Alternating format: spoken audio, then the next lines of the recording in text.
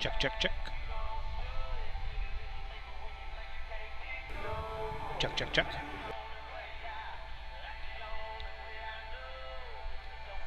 Check 1 2 1 2. Check 1 2 1 2.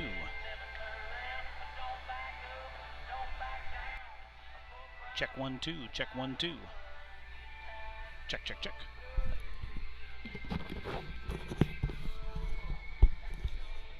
Check 1 2. Check 1 2.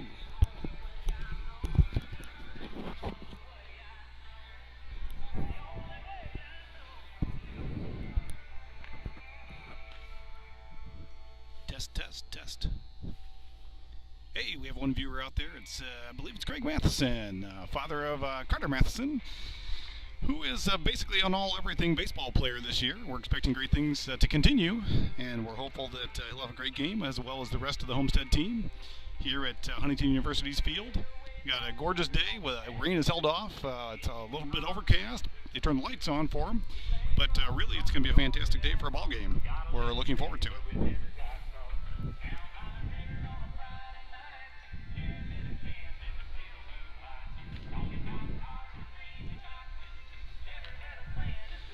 We hope to have Craig Collin joining me in the broadcast booth today.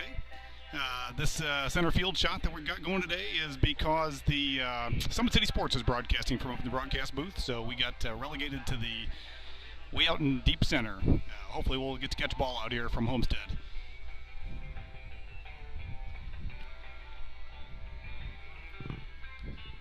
I wonder if the listeners out there are picking up any errant sounds. The lights are buzzing above me, and also the wind is blowing. So I'm curious about the sounds, whether or not that's coming through on the mics, or also whether or not the volume for the microphone is good, or if it needs to be a little bit louder or a little bit softer.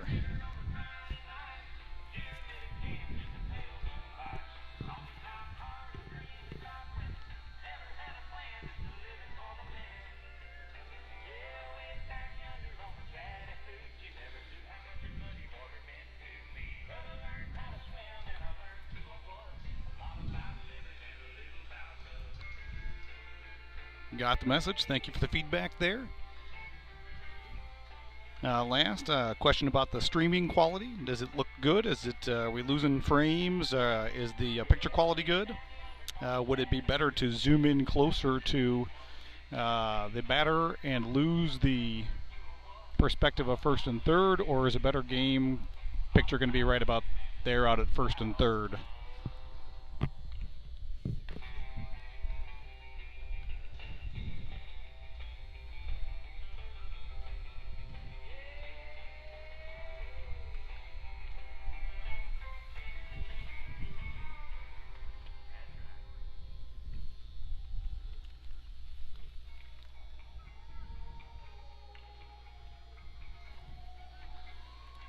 We'll take it back in towards the batter's eye there, see if we get any better there.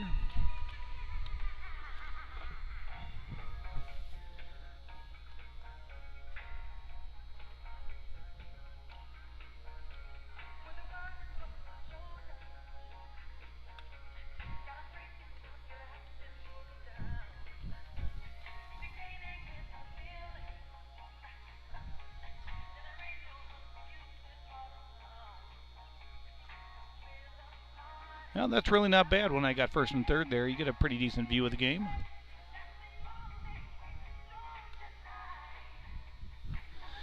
Yeah, I wish I would have brought the other camera head mount for my tripod, because then I would be able to move the camera around more easily. I really have no option to move the camera around with the camera head or the tripod head that I brought with me today.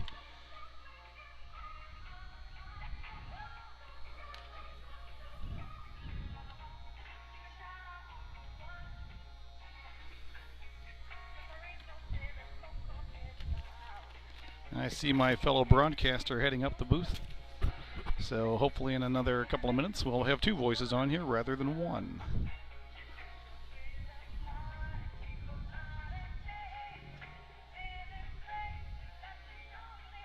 Oh, and I didn't realize, but we have another viewer, Coach Quintana. Obviously, everybody knows him because he's one of the Homestead football coaches. Absolutely fantastic. The boys love him and learn a lot from him. and I see he's also helping out with the Zoom aspects, so I appreciate that.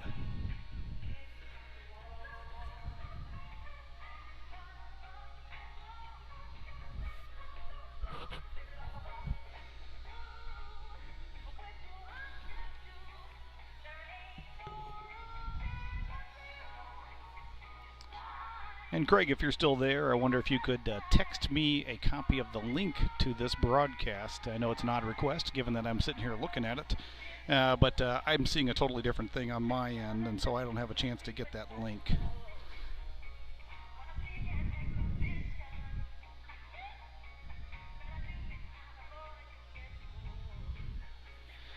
Well, sorry to hear that, Coach Quintana, but glad that we're able to maybe make it a little easier to watch the game than you otherwise would have it. Although Summit City Sports is also broadcasting it, I'm sure they'll do a better job than we will here.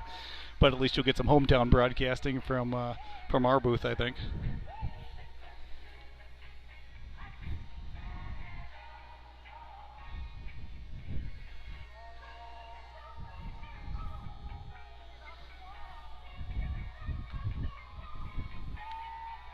And thank you, Mr. Matheson.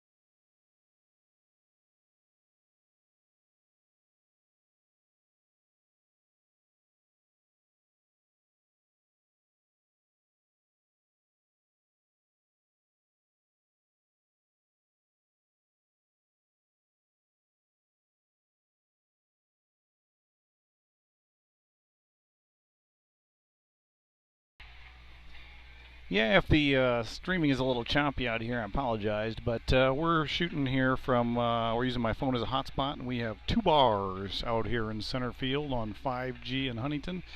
I wish we had a better signal than that, but that's what we get. And as they say, you get what you get, and you don't throw a fit.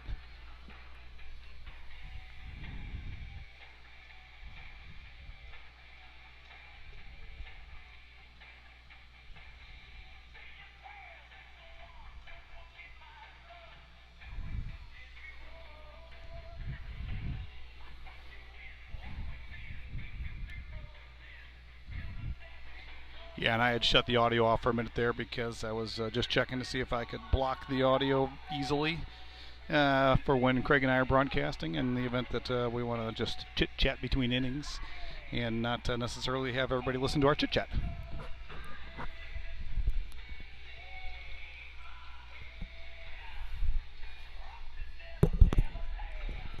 I have not yet installed a cough button on our setup.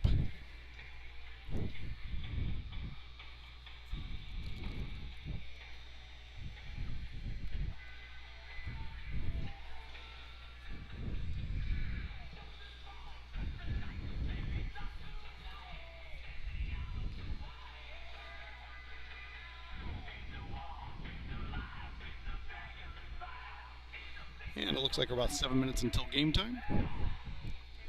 The umpires are walking across the field now. And the crew is dragging the infield one last time before we get started.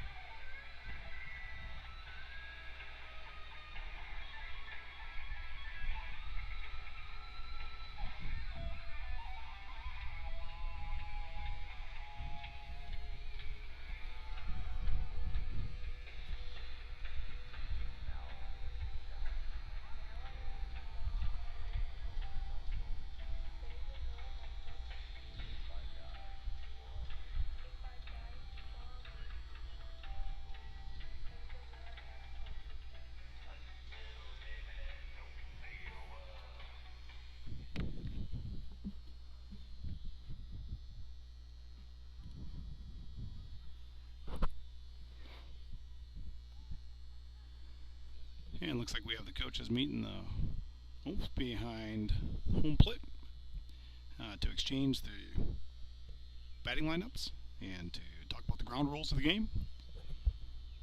Huntington University has some quirks to it. The left field line comes in pretty tight. There's a little foul territory down. I'm sorry, the right field line. There's a little foul territory down the right field line, but not much. And it's a very short porch in right field with it topping out at 310 feet. Out here in center, we're more along the lines of 400. The alleys are about 365. It's a beautiful facility out here. A nice brick wall surrounding the field for the most part, except behind home plate, where they have installed the padding for the protection of the players.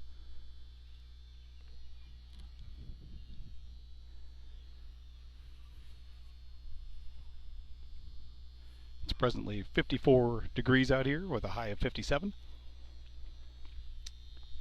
We got lucky that the rain appears to be holding off. It looks like it's been pushed back till about 4 o'clock. I know earlier in the week we were looking at it, and it looked like they were forecasting 100% chance of rain all day today, which would have unfortunately ended this game or precluded this game.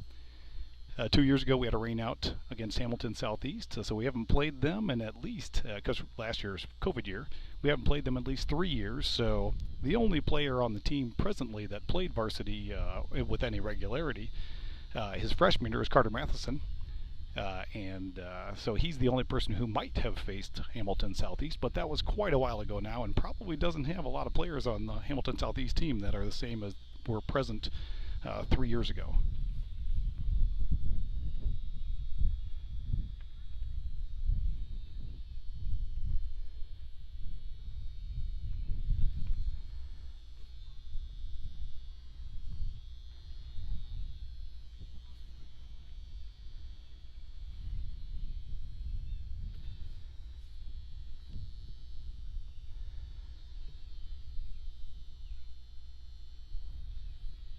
My co-broadcaster, Craig Collin, seems to have gotten held up on his way here, and he's chit-chatting with somebody over on the sideline, so we'll see if he makes it here by the first pitch.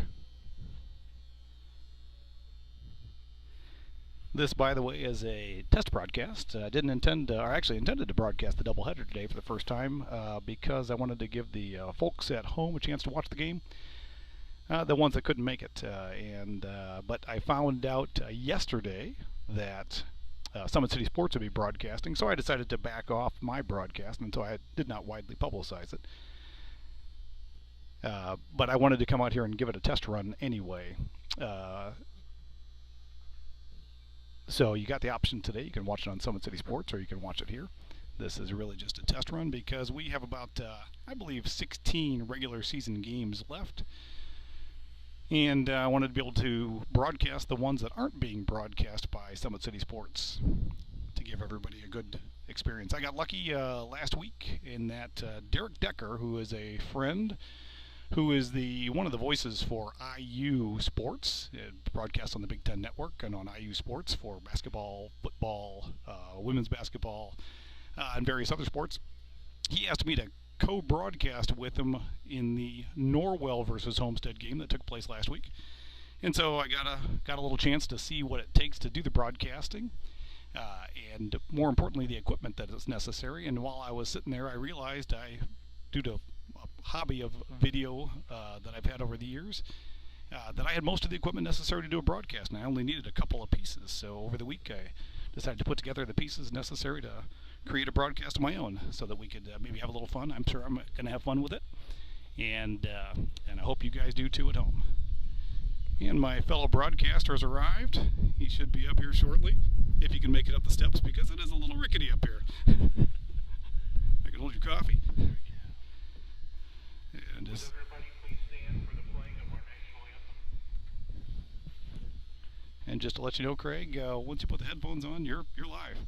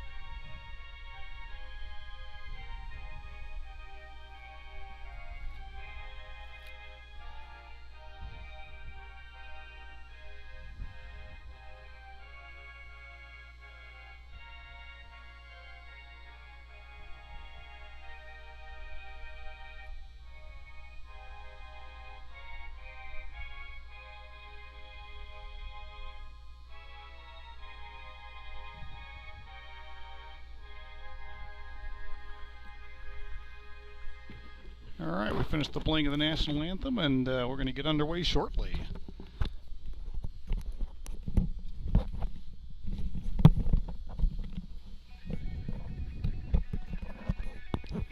So, can you hear through your headphones there, Craig? I can. Test 1, 2. All right. Well, we got a couple of people out there in the audience right now, so they're giving me a little feedback. So, Coach, if you hear anything that you think we can improve on, let us know. If one of our microphones sounds louder than the other, or too loud or too quiet, let us know that. So, Craig, I was telling the audience at home, the audience of just a few viewers, I think we have 5 viewers at home right now, that we're out here in center field because Summit City Sports is broadcasting from the booth, so there was no space for us. Well, that's all right. I like Summit City Sports. Glad that they're able to cover a lot of high school sporting events, so we'll make room for them this time. Yeah, absolutely. And I suspect that we'll be able to cover most of the games from here on out because we probably won't be covered by Summit City Sports or any other broadcast other than possibly Dave Colpine. There you go. There you go. Well, looks like a familiar lineup for the Spartans. Yeah, we got Hockmeyer out in left, Carter Matheson in center, and Luke Palmer finishing out the outfield in right. At short, a familiar face there with Graham Collin. At third is Graham Collin. At short, Jaden Lepper. At second base is Brendan Wiegert. Looks like Micah Long. Is that him? Or is Micah, yep, that's Micah. He's back after missing last game. Looks like he's back to 100%. And then on the mound, of course, is Caleb Colpine. I'm not quite sure who's behind the dish here or behind the plate right now. Judging by the pads, that might be Bryce Yoder. Bryce Yoder, okay. So I don't think that's Carter's familiar pads. And the iPad, the iScore has just come live, so now we do see that it is, in fact, Bryce Yoder behind the plate today. He got a little bit of time behind the plate on Monday night's game, so good to see him getting some varsity time behind the plate. Very familiar with Bryce. He played on a lot of teams that I coached at over the years growing up with our other son, Jake. So really happy to see Bryce as the only sophomore able to get some time here on the varsity squad. Yes. And I just see Ryan Burton joined us in the broadcast audience. Ryan Burton, of course, an outstanding Thunder alumni, and so he's played with a lot of these guys over the years, and he's also, of course, an incredible football player. I think it was the only freshman that started 4 years ago and played all 4 years. Correct. On varsity. And he's going on to St. Francis, where I'm sure we're gonna see great things from him. And we got a first pitch called strike. Up to bat is Noah Wolf. And I apologize, but we got no stats on these guys, so. That's all right. Assuming the leadoff hitter, he's probably good at putting that ball in play. And he looks a little short of stature. Called strike 2. Caleb's got such great control. He's already ahead on this batter. That's not unusual. He's probably been the most consistent starting pitcher for Homestead the last couple seasons that they did play. And I think Noah just got a little shorter. And there it is. Swinging strike 3. Fantastic breaking ball. And a successful around the horn. No errors on the throw around.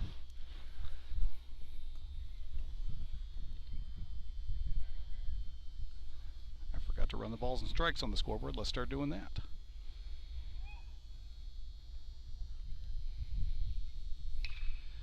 And we got a high fly ball to center field. Looks like Carter Matheson coming in for an easy catch. Can of corn. And that's 2 outs. Carter does a great job in center field, covers a lot of ground, great speed, big arm. He's just an outstanding athlete. He chose early on, I think even before high school, that he was going to discard the other sports that he certainly could have been very good at. Baseball, football, basketball. It was his choice, and he decided instead of focusing on multiple to just focus on one, and it certainly has paid off for Carter. He's got all the skills necessary, and that's ball 1. Yeah, his bat gets a lot of attention, but his fielding is top-notch as well. And that's called strike.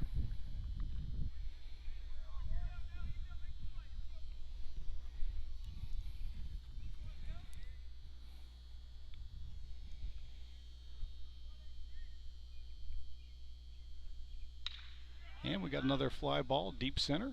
Carter's back. Looks like he's under it. and he makes the catch for out number 3 and a 7-pitch inning. Not too bad a start for Caleb. Not at all. That was pretty well hit, though. Close to the warning track. I think we're about 400 feet center field, so right around 380, but Carter got under it. Had to turn both ways, but made the play.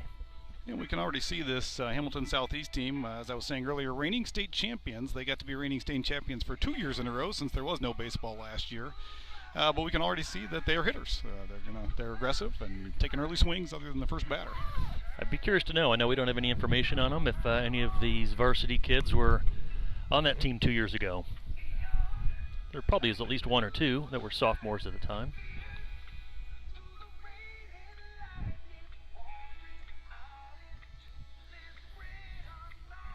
And I was telling the viewers earlier, the last time we played Hamilton Southeast was 3 years ago, because 2 years ago's game got rained out. I vaguely recall that, thinking that that was going to be a home series, and we didn't get to play that one, and because of the distance and time on the schedule, it was not made up. It's just unusual that all of our varsity information is 2 years old. Yes, yes.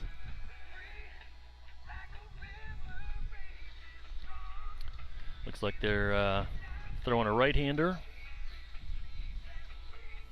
Working several pitches during his warm-up, so we'll see what the Homestead lineup can do.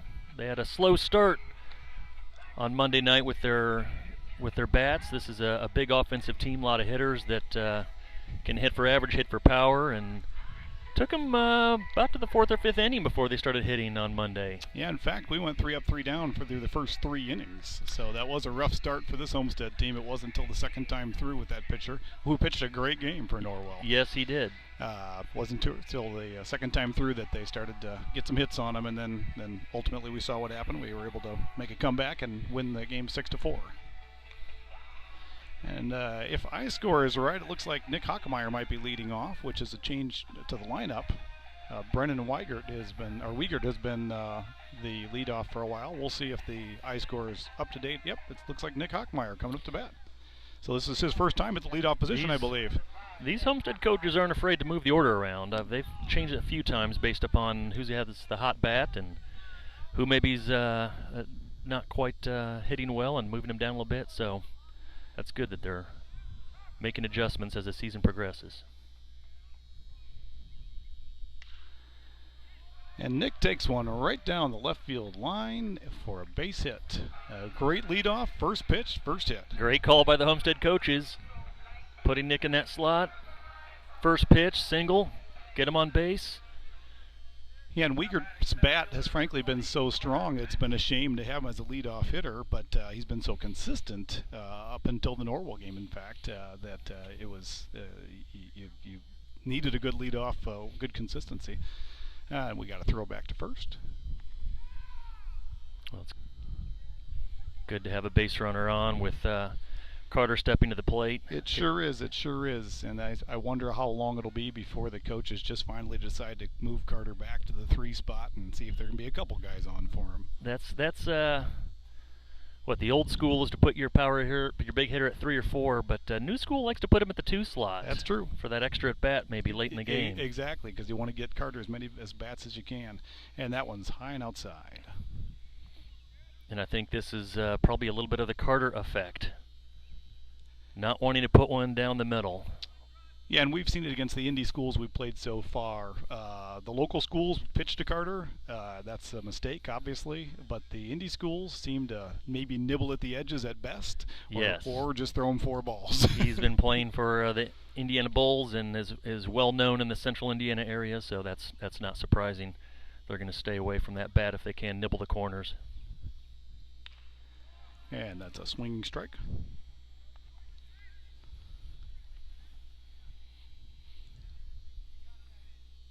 That just gives him another chance instead of a walk. I'm glad he swung at that. Yeah, absolutely. And it might make the pitcher more willing to throw some more strikes to him. And that's about, what, the 3rd attempt to go back, or possibly 4th? Yeah, they're worried about Mr. Hockemeyer over there. They must have some stats on him that we don't, because I'm not sure Nick has a stolen base yet this year. And we got a high pop up, but it looks like it's going to maybe hit the fence. Nope, actually went into the stands behind home. Well, Carter's worked the count deep, giving himself another chance. 1-2 here. There's been so many throws back. It seems like he's. Yeah, you're right. Felt like there should have been 5 or 6 balls by now. Yeah, so many pickoff attempts that it seems like he's full count, but it's 1-2. And there you go, another pitch, another foul back behind home plate.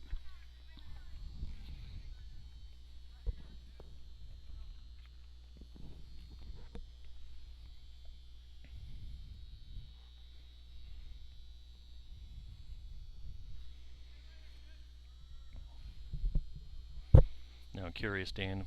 Well, we'll finish the at-bat, and then I'll ask my technical question. The at-bat might be not finished for a little while No with the number of kidding. pickoff attempts. They do not want Nick getting the second. No, they do not. And I don't think, I can't imagine Homestead's going to send him. They're going to wait for Carter's bat to do the job, is my guess.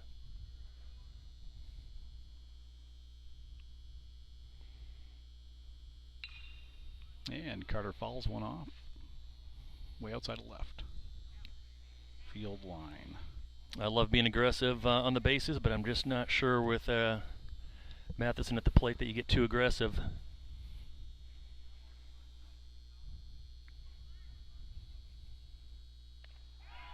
And a swinging strike to strike out Matheson. That's 1 out.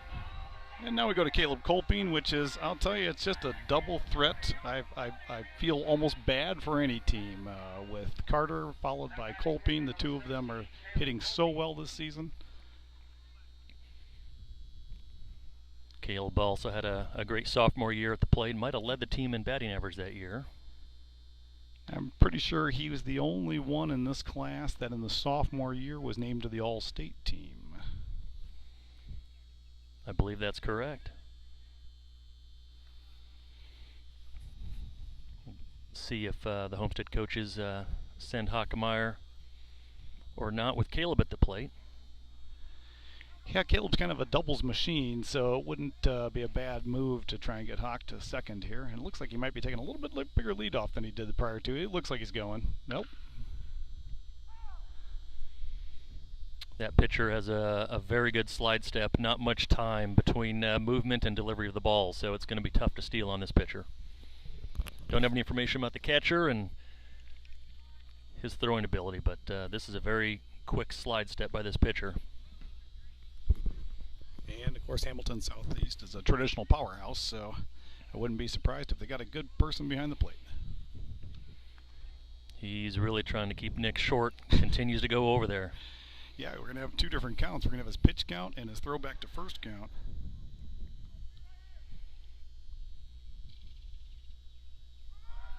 There he goes. Oh, they might have got him. Oh, called Got save. in there. Oh, Looks like he dropped the ball. That was luck, I think, there a little bit. Well, that was a good throwback. Yep, he threw it to the wrong side of the base. The throw was in time, wrong side of the base, and that's a long swipe attempt to end up losing the ball sometime in that exchange. So Nick's on second, and now we just need a good, nice piece of hitting from Caleb Kolping, and Nick might score. And just like that, right on cue, hits to right, and let's see if they hold him up, and they do. So we got on the corners. And my guess is Brendan Wiegert's going to be up next. And it looks like it is. Number 11, Brendan Wiegert. Again, he's been hitting consistently, hitting for power. Yes, don't let the size fool you. He's got a lot of power in that bat.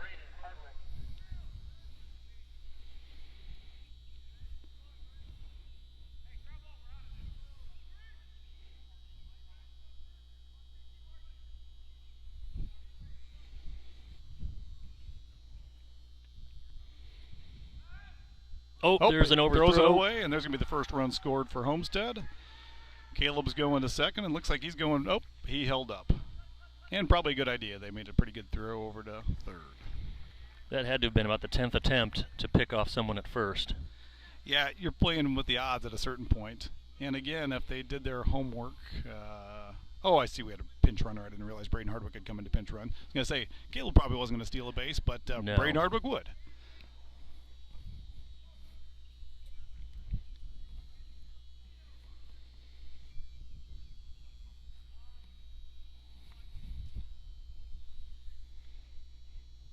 Two runners in scoring position.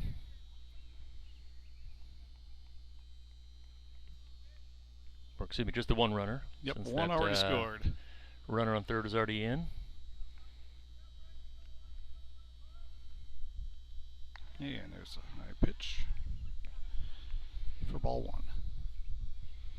Looks like a pretty good fastball. Didn't hit his spot that time, but I'm sure Hamlin Southeastern has several good pitchers, as you mentioned. Always a very good baseball program in the state of Indiana.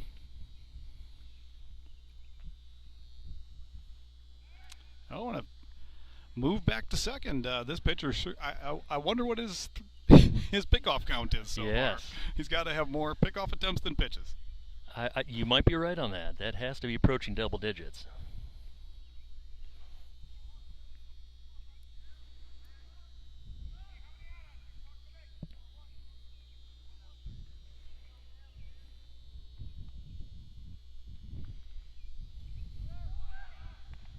Oh. And Hardwick successfully steals third. Fantastic. That's really good aggressive base running by Homestead. And did you see if that was a called ball or strike? You know, I couldn't see what he held up there. Scoreboard is not caught up yet either. Way behind. Nope, looks like ball two, according to iScore.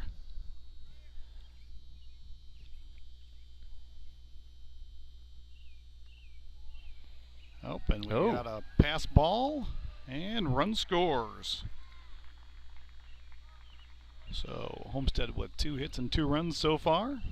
Just on the inside there a little bit. I think handcuffed that catcher, couldn't flip the glove over in time, and snuck by. Braden Hardwick has filled that role very well this year. Pinch runs a lot and gets in there and is very aggressive. Yeah, if I'm not mistaken, he's up there with the most runs scored on the team. It does not surprise me. Count is 2-1. And looks like a ball high. 3-1. This would be Wiegard's count.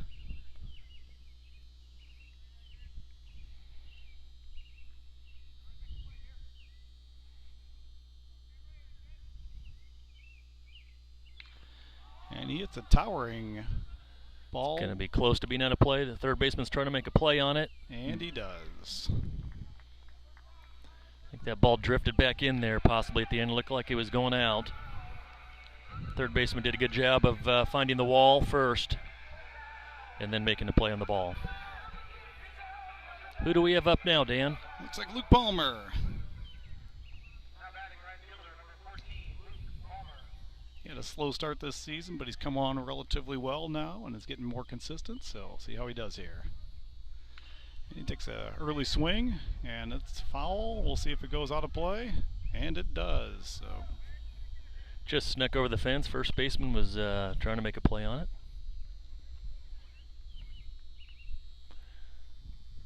Well, kind of like Braden Hardwick, I just like seeing Luke get on base any way we can. It's hard to slow him down. Lots of stolen bases last summer. I think he's tied for the lead in stolen bases for the team this season. And looks like that was a ball high. Looked like a little high there. Counts 1-1.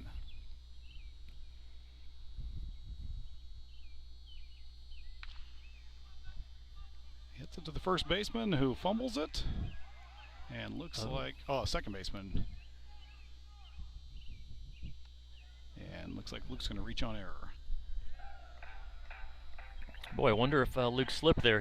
Something happened trying to get out of the box there. Normally he's halfway down the baseline when I look back. And yeah, that was a bit of a surprise there, wasn't it?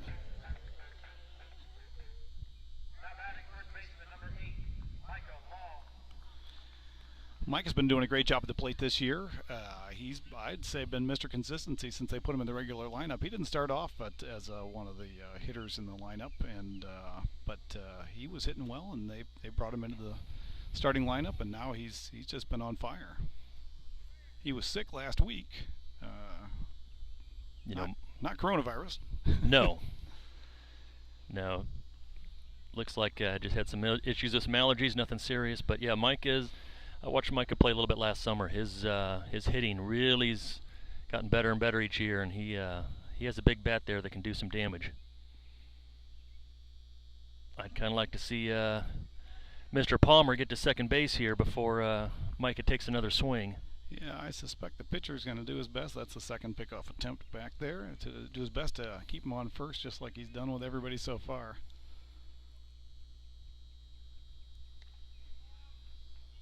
And there's a big hack for strike one.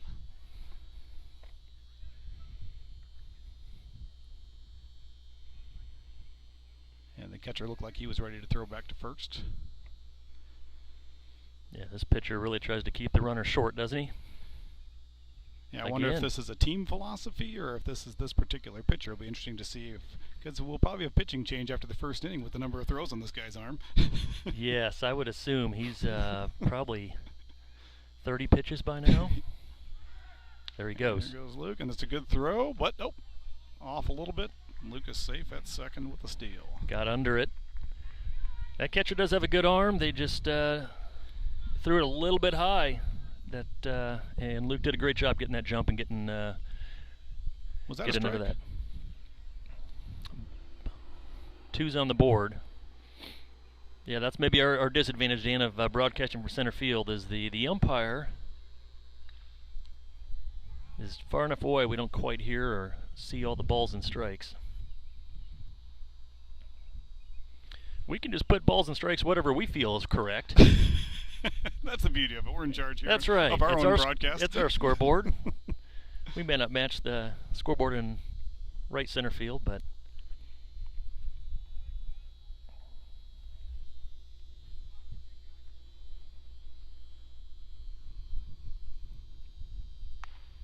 and that's ball high.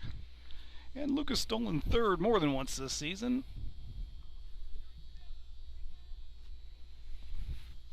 All right, Mike has got to get ready to put the bat in the ball here with 2 strikes. Get that ball in play. See what can happen.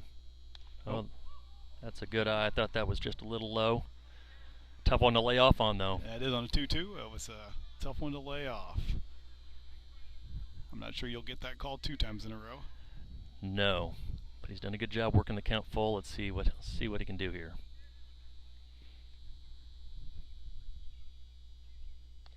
Oh, he strikes out swinging, unfortunately, and that takes us to the second inning. That was a good spot for a full count pitch. Fastball right at the knees. Those are tough. This broadcast is brought to you by nobody in particular. We can start making up some sponsors and brought to you by Coca-Cola. Callahan Brakes. Callahan Brakes.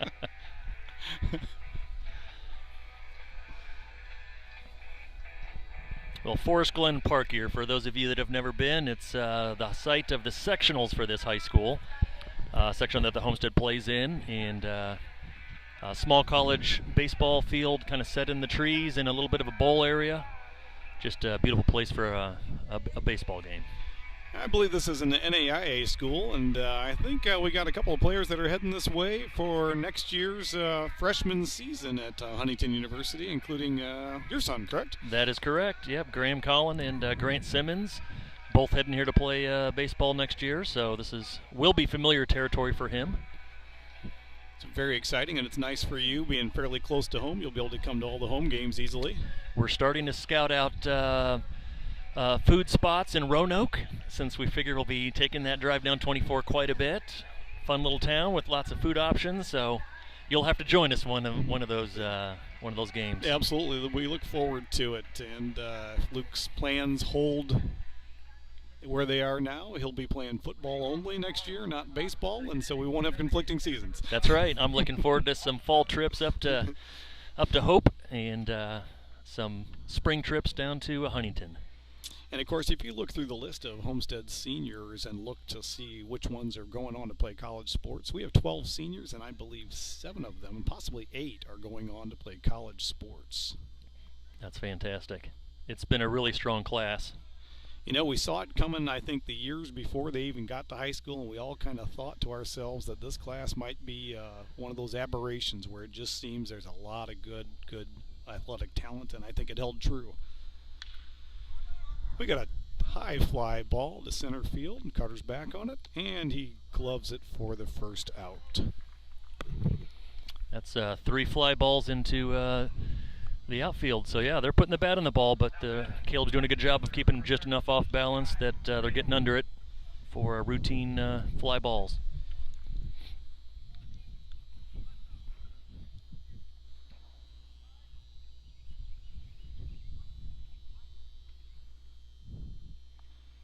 And Caleb misses by a bunch on that one. Just a bit outside. Been waiting to say that all day. Good thing there's no mascot over there in the corner. Hit the mascot. But that one wasn't outside, and that's a foul ball. But Caleb probably has the best control of any pitcher, so that's a rarity when Caleb misses. He does a great job absolutely of hitting his spots. That feeling that ball slipped on him. Yes. And there's another foul ball for strike 2. Caleb ahead in the count. Caleb's going on to play at Taylor University Baseball.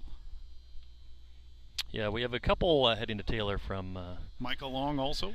Exactly, from the Spartans. So 2 to Taylor, 2 to Huntington. And they play in the same league. And J.P. Lepper heading to St. Francis, dropped 3rd strike. Did they call that one a swing? I guess they did. The batter headed into the dugout, and they got a new batter coming up.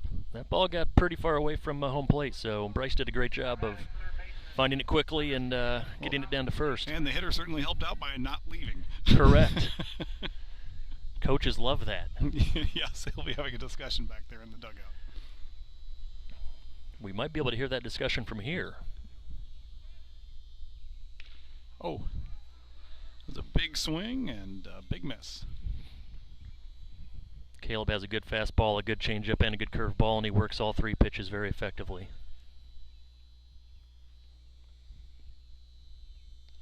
Right on the corner. For strike 2.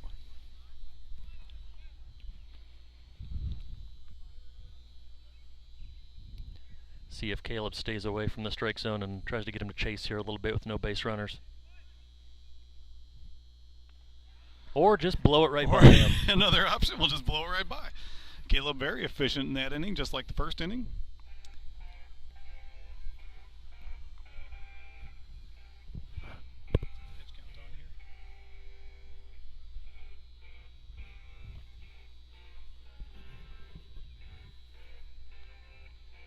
.26. Oh, you're looking for Caleb? Yeah, I was looking for Caleb's Got pitch it. count. Yeah, I'm not sure. I see that Cam Howard's pitch count for Hamilton Southeast is 26 pitches, and I'm pretty sure that Caleb has not thrown 26 pitches in the first 2 innings. I would venture to say that is correct. He might be under 20. He might be. He doesn't throw too many balls. He really hits that strike zone with his variety of pitches and forces hitters to swing the bat.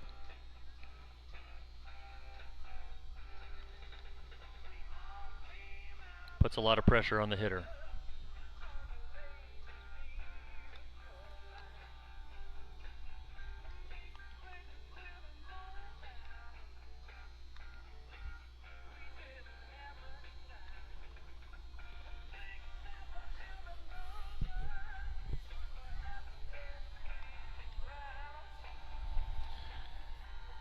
Got to remember to take a picture of our broadcast booth here before we're done. There you go, the inaugural broadcast of... Whatever we are. That's right. The Homestead Dads broadcast. There you go. We'll get ourselves a... Well, can't see all the equipment, but... There we go. Leading off for Homestead in the bottom of the 2nd. Third baseman number 10, Grant Collins. We know this name. Graham has been hitting a ton this year.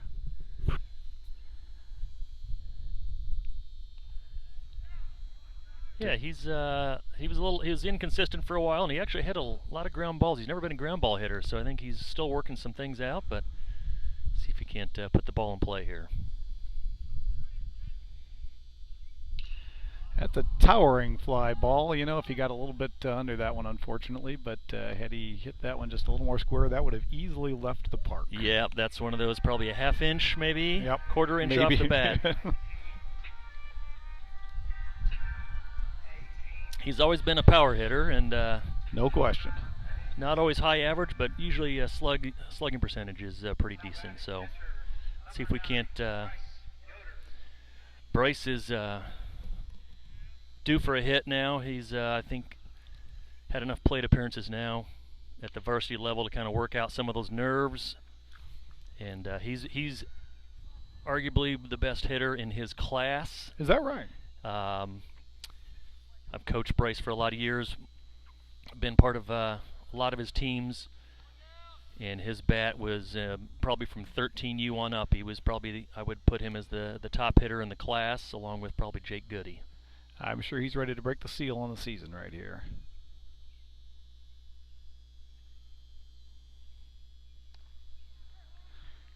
Ooh, did that get called strike on the did get outside called a corner strike. there? I'm sure it caught the edge barely. That's a ball on our count back here, but they put a strike up on the scoreboard, didn't they? And the pitcher goes for the same spot. Looks like he didn't get it twice, though. All right, let's see what Bryce can do now with the hitter's count and get that bat on the ball. He's usually a pull hitter. So, of course, he pushes it this time and drop in there maybe. And it drops fair down by the left field line, and he is safe on first. Fantastic. And that, I believe, is Bryce's first hit of the season, and I bet he is one happy Absolutely. gentleman. Saw his dad walking in, so I know that Monroe is probably happy with that. Looks like we got a pinch runner coming in since Bryce is doing the catching in game one. Is that Bryce Snyder, I believe, now is pinch running for Bryce Yoder. And Bryce Snyder has some fast feet. Yes, he does, and I believe he's going to Bryce Snyder's going to Indiana Tech for baseball next year. Outstanding. Good outfielder. Comes in a lot in these situations because of his speed. And standing at the plate is Jaden Lepper. Oh, looks like he showed bunt, but he pulled it back in time for a ball. Jaden's had a good history the last few years of laying those bunts down. He does a great job with that, so he's definitely got to move the runner over if that's the play the coaches are looking for. And he played on the Summit City Sluggers for years, and I know he played under towering fly ball to right, and that one is caught. But I know that he played under, who was the coach? That from a couple years ago, Todd Armstrong? Yeah, Todd Armstrong, yes. and he is a guy Coach who Armstrong knows how to teach the bunt. Yes, he does. You don't play for Coach Armstrong without learning all the fundamentals of the game, and bunting is near the top of the list. He loves to play small ball and move runners around and be very aggressive. And that almost looked like JP showed bunt and then pulled it back to try to swing, but I think that his timing was off and it was a little late. So we got Bryce Snyder on first, courtesy of another pickoff thrown away, and looks like Bryce is going to be moving over to second easily. Even rounding to threaten to head to third, but not going to do it.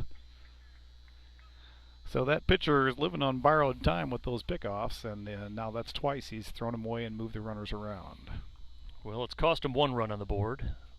Let's see if Homestead can make him pay for that mistake as well. And we're back to the top of the order with Nick Hockmeyer. And that's a ball outside.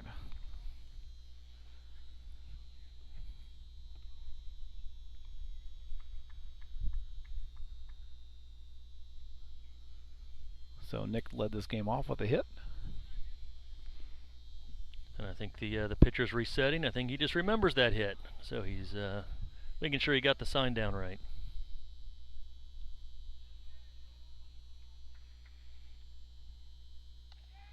That's ball two. Maybe being a little more cautious with Nick this time, or maybe he's just getting a little tired. His pitch count's probably He's at pushing, 37. I was going to say pushing 40 by now. And then you add those pickoffs in, and he's probably at 50. That is true. And we're still relatively early in the high school season, so I'm not sure a lot of arms are ready to go 100 pitches. And that's ball 3 low. So we got 3-0. I doubt Nick's got the green light. And there is Carter Matheson warming up. This has got to be a nerve-wracking moment for this pitcher in the on-deck circle.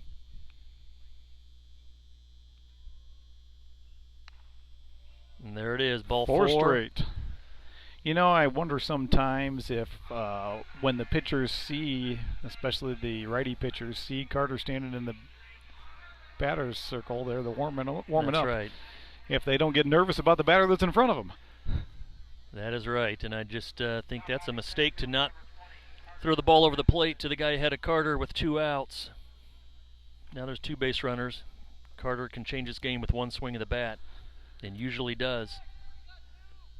Yeah, Carter's got 1 grand slam this season. He wouldn't mind putting in 2 RBIs right now, I'm sure. Or 3. And that's swinging strike 1. Looked like that one's a little low and away. Yeah, might have been a change up there, a little off speed. Carter seemed like he was a little ahead of that one.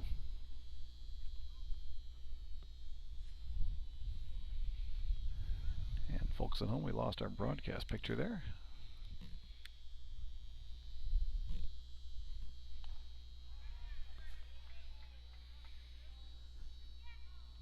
And that was ball 1. My battery on the camera is dead. Well, folks at home, the battery on my camera just died. I thought I was plugged into power, but apparently I'm not getting the power that I thought I was. So you're going to have to listen to the audio for a minute here while we figure out the technical issue on my end.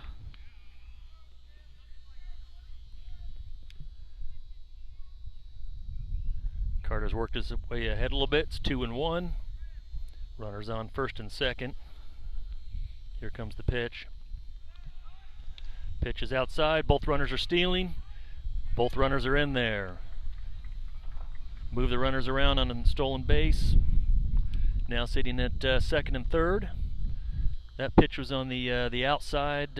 Missed on the outside. So now 3-1 to Carter. Hitters count. Or that was ball 4, excuse me. So we are loaded with Caleb Colby. We were off on the count by 1, so I was kind of hoping Carter could take 1 more swing.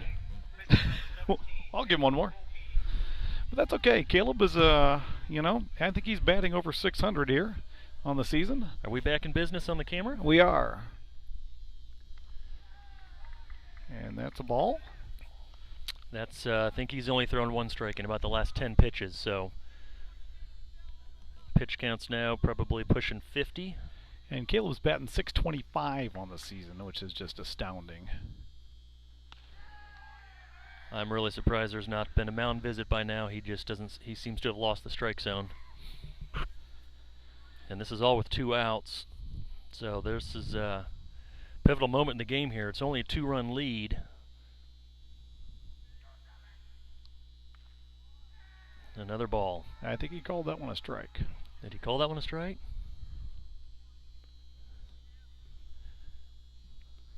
Scoreboard showing 3-0. Oh, well, I could be wrong. Yep, and so is iScore. So, and now he gets his first strike in a while. Well, Hamilton Southeastern, if they get out of this jam with an out, that's a big moment for them. If Homestead can convert with a hit here and score a couple runs, that would probably knock the pitcher out of the game. Let's see what happens. I'm going to predict a hit right here. Pitcher's taking a little break. Might be feeling a little bit of the pressure here.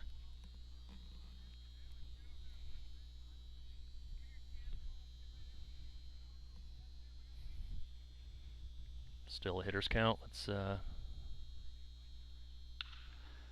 it looks like he rolled over on that one Yep. and grounded out to first. That's a big defensive play for Hamilton Southeastern to get out of that jam. That was a lucky break on their part. Give credit to that pitcher. It was a tough situation you'd face. made for himself and that he was facing. Yes, it was. That kept it close. You know, both these starting pitchers very solid, so I know both teams are going to try to work them out of the game and get to the bullpens. But so that's too bad for Homestead. They couldn't convert for that situation. Those would have been some nice runs.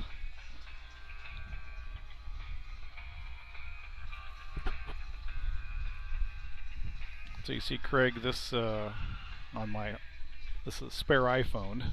Okay. It's laying around the house that I have the scoreboard running on that then is in the corner of the broadcast. Fantastic.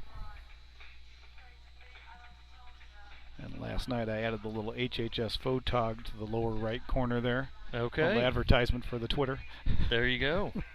So did we, through HHS photog, did you send the link out this morning? I did not, because again, I'm not trying to compete with Summit City Sports. So this is a private broadcast. This is a private broadcast. Got so it. whoever we are viewing, and looks like we're at 6 viewers, whoever they are, they got the link somewhere on a private end. Although I did notice earlier on Ryan Burton sent a comment to us. I'm not sure where he found out that we were broadcasting. Oh yeah, that is interesting.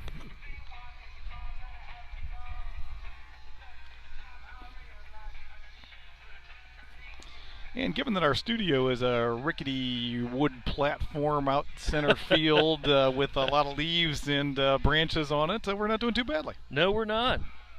Reminds me of a treehouse I built in 3rd grade. The plywood looks about the same age, too.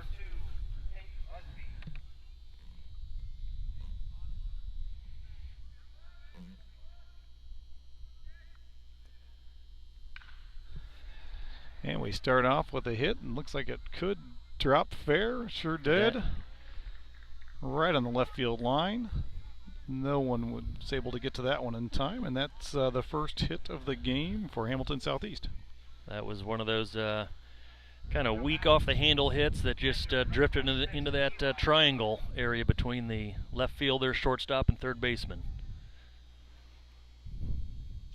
Some people call it the perfect hit. There you go. Don't have to hit it hard, just hit 'em where they ain't. So let's see if Caleb can get him into a ground ball situation here and possibly turn 2. There's a base hit. 2 in a row here, and we got a fielder that stops at second, and throw to third by Carter just to let them know that they are not safe going. All right, here's the first kind of situation that Hamilton Southeastern's had to put a run on the board. Let's see how Caleb responds on the mound and the defense responds. And I don't recall where we are in the lineup with these folks.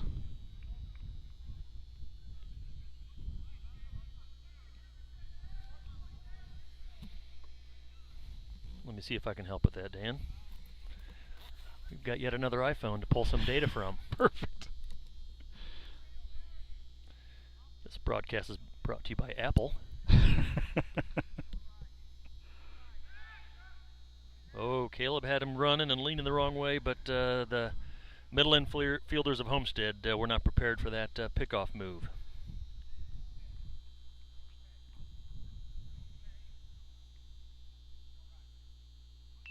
And there's a bunt popped up, and it's foul.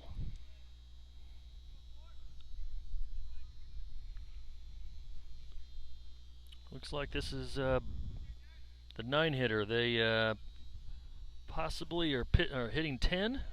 This is the 9 spot. Is this Jason Detman up to bat here? It is. This is the 9-hitter. Plays center field.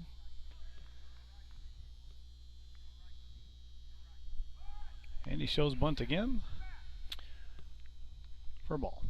So now we'll be to the top of the order. The pitcher is listed next, and they do have a DH. So this is the end of the order. It'd be good to get an out with this batter, possibly even a strikeout.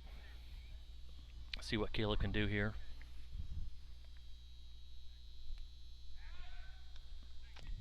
Pickoff attempt back to second. That was pretty close. Runner did get in there. But that ball was right on the money on the right side of the bag.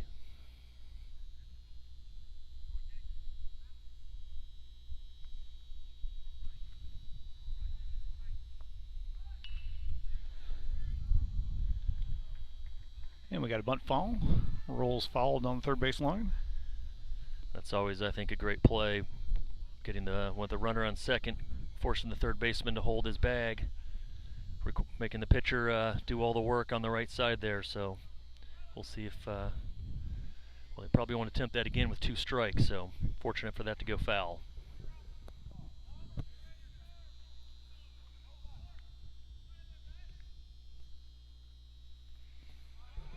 That was a good block by Yoder. Kept the runners in place. Ball 2. It's 2-2. That was a great block. 2-2, no outs. Men on first and second. I'm sure Caleb would like to get the first out right here.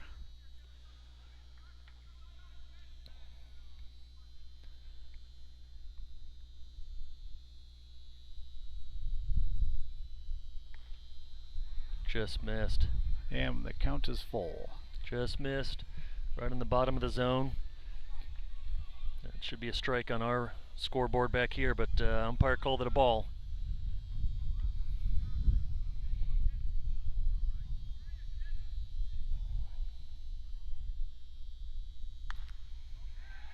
And he walks him, unfortunately, and we're loaded with no outs. And we're at Hamilton Southeast, top of the order. That is the top. This is only the start of the second time through the order for Hamilton Southeastern.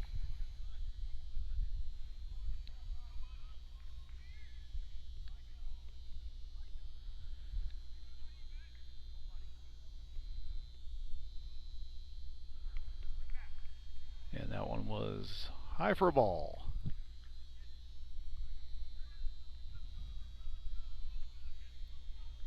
I almost looked for a second like he might have been showing bunt.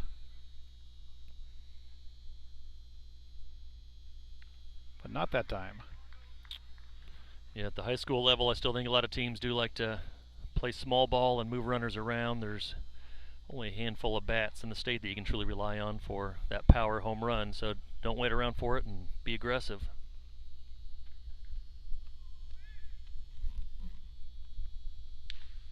And that's called strike. Painted the corner on that one. Good fastball on the outside.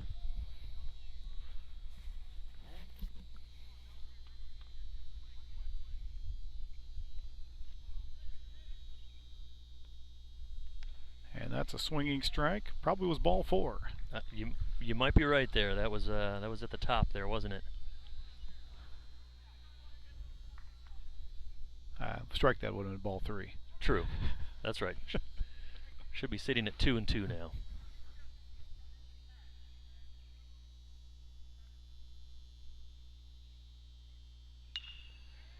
And he fouls that off down the right field line. That was a good play to, as they say, to spoil it. That looked like it would have been on the inside there for a strike.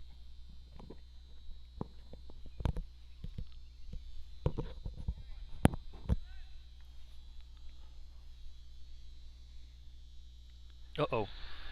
And that one was an inside pitch. Got away from the catcher. Advanced the runners, so a run has scored. Both teams have given each other a freebie.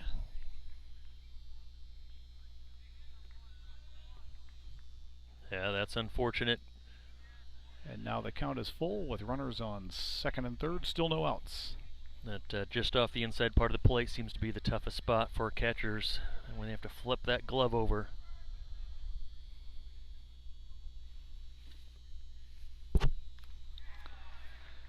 And he walks him loaded again. I expect we're going to have a mound visit here shortly on our side. And I do not see anybody in the bullpen for the Spartans, so... And here comes Coach Harkness. Coach Harkness, also a football coach, and a driver's ed teacher. Taught Luke. And he does the scoreboard for the varsity basketball games. He's pretty much a jack of all trades. We just got the official Harkness email about driver's ed this summer just yesterday. We do not have anybody in driver's ed this summer, but we still got the email. I was going to say, do you have another one, or they're just trying to get some business? We do have another one, but she's a couple years away. She's in 7th grade, so we don't have to think about that quite yet. You don't have to think about the third vehicle and the third young driver on your insurance bill. Correct. I couldn't help but notice that our young driver cost more than Leslie and I combined for auto insurance, and Yes. he hasn't had any problems. Under 25 male is not a good insurance category to be in for driving. This broadcast brought to you by Farm Bureau Insurance. That's right. I'll put a plug in for State Farm. Bonnie Collin, employed by State Farm for the last 30 years. Dave Zook, State Farm of Carmel, Indiana. And that's ball one.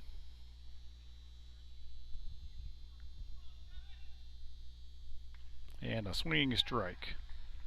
Wonder if I'll get an insurance discount with the plug. Probably not. We can start making money off this broadcast.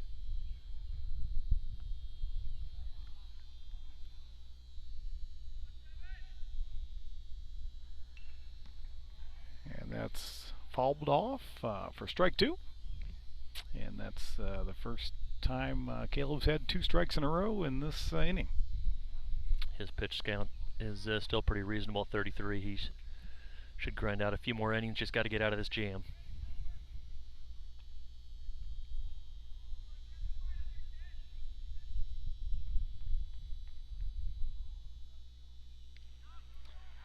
And he rings him up with an inside corner. Great pitch. That was a great pitch and a good first out. A little confidence builder there for Caleb to face this next Hamilton Southeast batter, Hunter Diltz.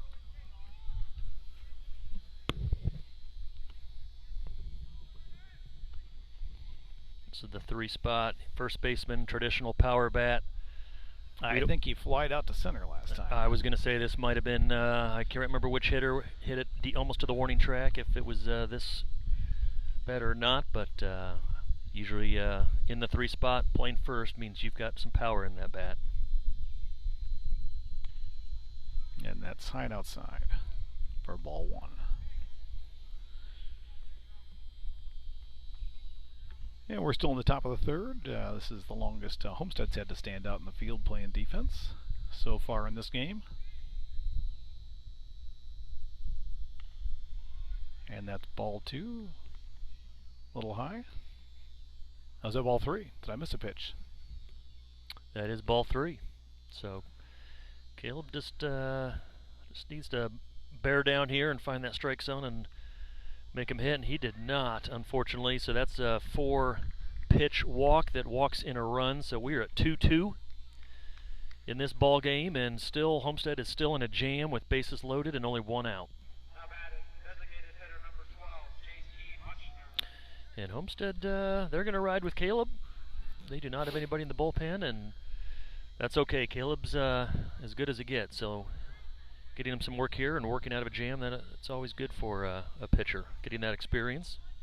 And frankly, as we've talked about before, Homestead is not in a conference, so every game is meaningful because you want to win every game, but no game means anything with regard to trying to win a conference or any kind of regular play. So That is correct. This is good experience for Caleb pitching out of a jam instead of giving him a short leash. There's an unofficial mini 2-team conference between Homestead and Carroll, and they will play a 3-game series later this season. But the 2-team non-conference conference. Correct.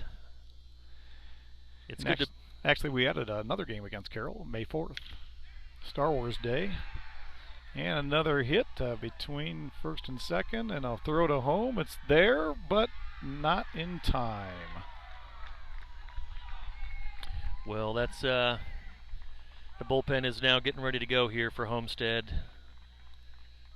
That was a good piece of hitting. Batter got ahead of Caleb and forced Caleb to come in into the zone there. So that scored 2 runs. Now batting, right fielder number 13, Todd Radel. So we've got a 4-2 ball game now. HSE has gone ahead on that hit. Looks like we've got a couple different guys warming up back there. We've already had 1 mound visit this inning, so we can't slow the game down too much more, but runners in the corners. Let's see if maybe a pickoff move to first can get a sneaky out for us.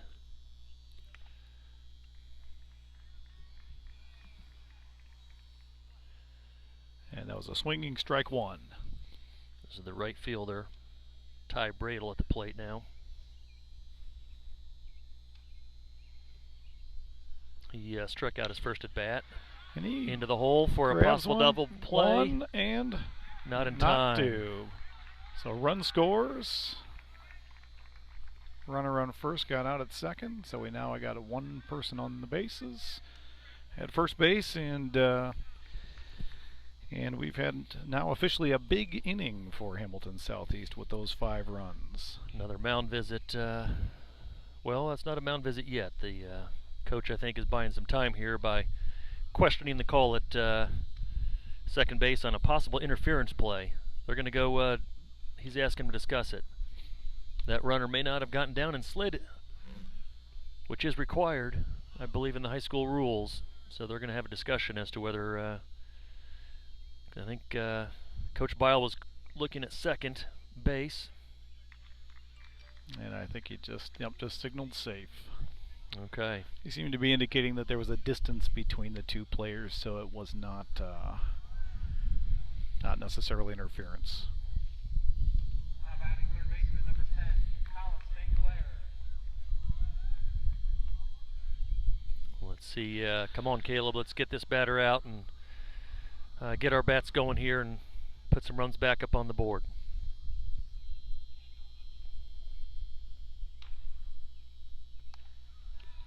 And that's ball high.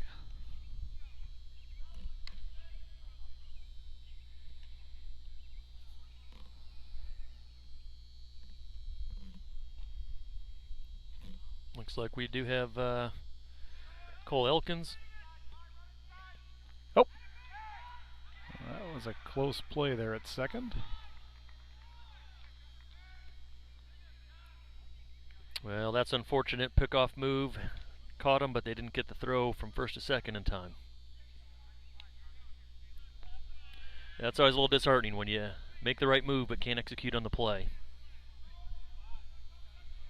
So as mentioned, looks like we've got Cole Elkins in the bullpen right now.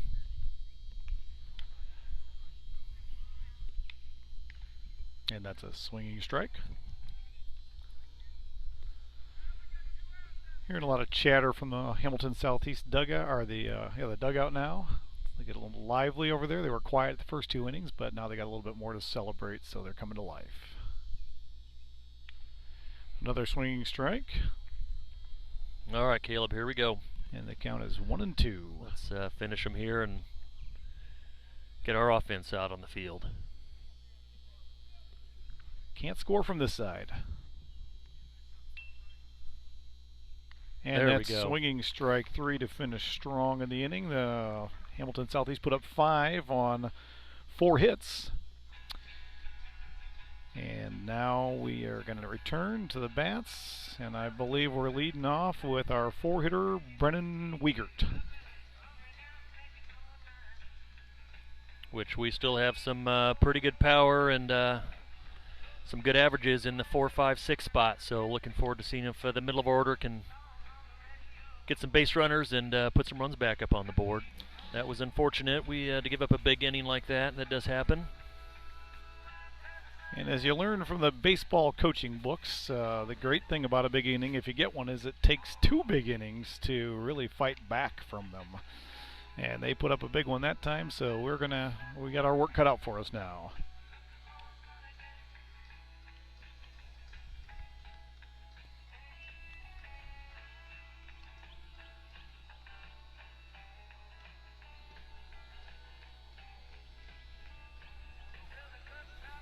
Well, the weather seems to be holding, Dan. We've got overcast skies. The forecast a couple days ago did not look good to get these games in.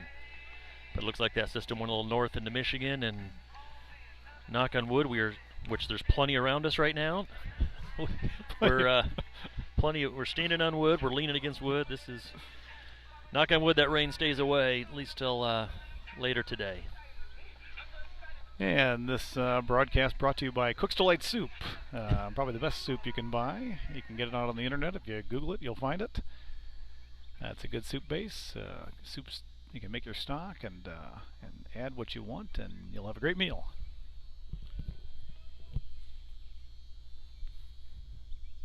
You know, Dan, I've heard about that soup. Have yet to try it. I need to probably get on and order it. Give it a try. Heard great things. And that's ball one.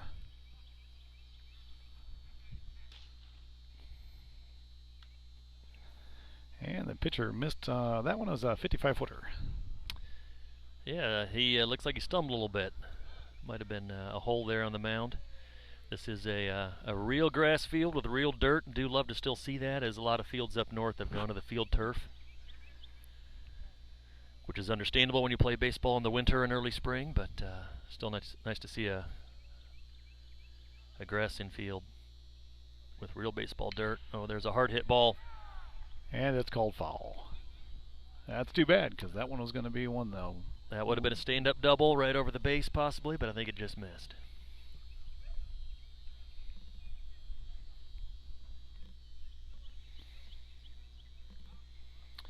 The bullpen here at Forest Glen Park is right there in left field, so Dan and I have a nice view right next to us here of the bullpen. Oh, and the pitcher puts Wiegert on hit by pitch. All right, there's a base runner. And we've got no outs, and Palmer's up to bat. He reached on error his first time at bat. That goes right in line with the old saying, put it in play and good things happen. That's right. Luke has not pulled a hit yet this year. Everything's been right of second. Tells me at home that he's just not getting his front foot down in time. And that's ball one high. Luke's got enough bat speed that even something hit to right field, though, is going to potentially be a multi-base hit. He can hit that right field gap as well. And we got a mound visit.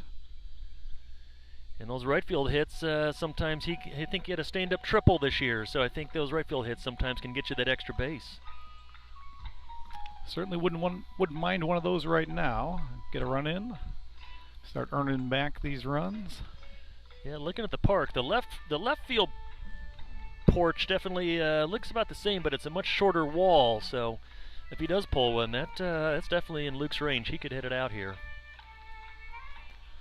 Watched him hit one out last summer at the Ash Center, which I'm guessing is similar dimensions to this field.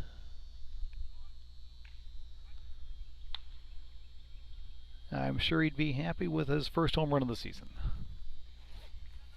But I'm sure he'd be happy with a hit. Right now, let's hit it hard, and let's move these runners around and have a nice answer to that 5-run inning by HSE. Went for the inside corner, but called ball. 2-0.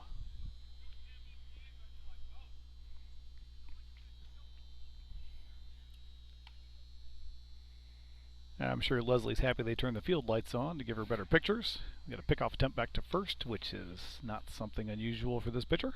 Nope, it's not. He's sitting at 54, so he's not super high with his pitch count yet. We thought it might get high quickly after those first couple innings, but he's turned it around a little bit. And Luke gets a line drive to center, and it's down. There it is. Attaboy, Luke. And we got men on first and second. And no outs.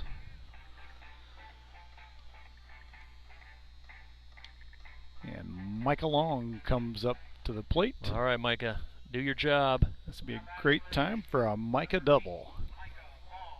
Yeah, I don't think this is a bunt situation. I'm not sure Mike has had a bunt attempt this year, so I think they'll probably let him swing the bat. Be interesting to see if we try to move the runners over before that or not. Yeah, Wiegert and Palmer both have some speed. So we'll see if the coach would go for a double steal on no outs. I'm not sure I would. I would too. Got a right-handed batter. He stands his ground, makes that very difficult play for the catcher to throw it down to third.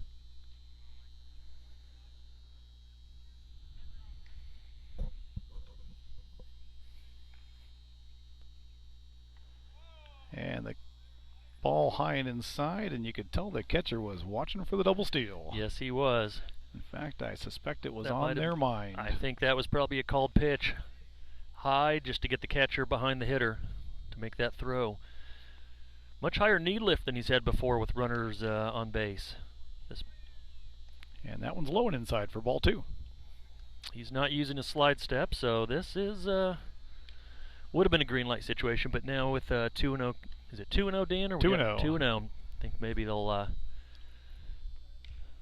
hold off on the steal and see if he can find the strike zone. And hit by pitch. All right, bases loaded with no outs. This is an inning for Homestead to do some damage here. Yeah, this is how Homestead's pitcher started off the top half of this inning. And now in the bottom half, Hamilton Southeast is giving Homestead the same opportunity.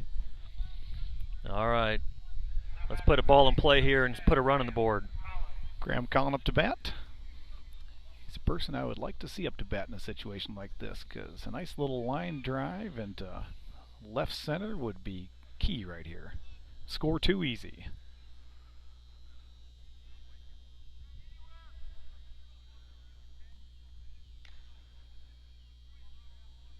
Pitcher seems to be a bit nervous there.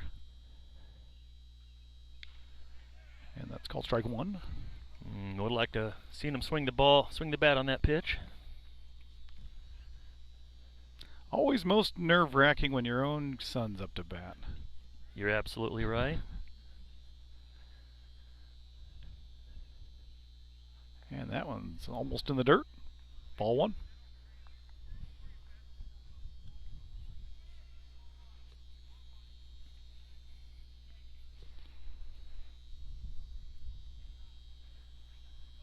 This is a big moment in the game here. Homestead's got an opportunity with no outs. And the pitcher nearly throws that one away. That was a good snag by the catcher. That would have scored a run easy.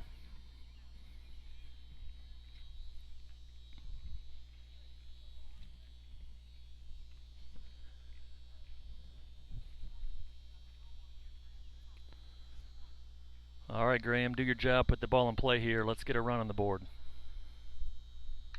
And there it is. There Finds it the is. hole between the third baseman and the shortstop. 1 run in.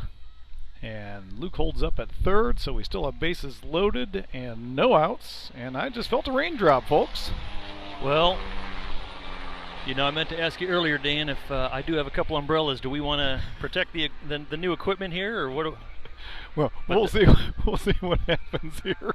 The umbrellas are about 425 feet that direction, though. And I'm pointing towards home plate as Dan and I are in center field. Okay, I was hoping you weren't pointing towards the parking lot, which, although it might be 425 feet away, True. but the way you have to walk there, it's about 3 miles. The parking lot might be closer. And it looks like we got a pitching change. So All right. we have bases loaded, no outs. We scored a run there. And I think we're that was a good moment for Homestead. Get a run on the board without a sac fly or anything that cost an out. So we're still sitting with no outs and bases loaded, and put one on the board. yeah, and I need to add to my kit some sort of rain tarp, maybe a big piece of plastic. I can run get. I've got some umbrellas. What do you think? Why don't you check the radar, see what you got there?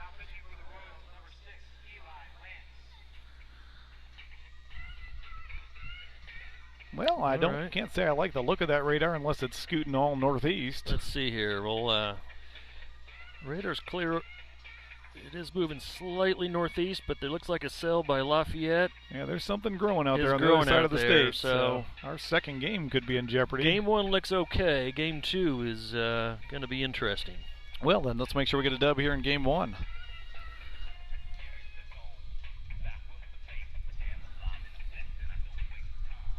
All right, we might have a guest join us in the booth here shortly.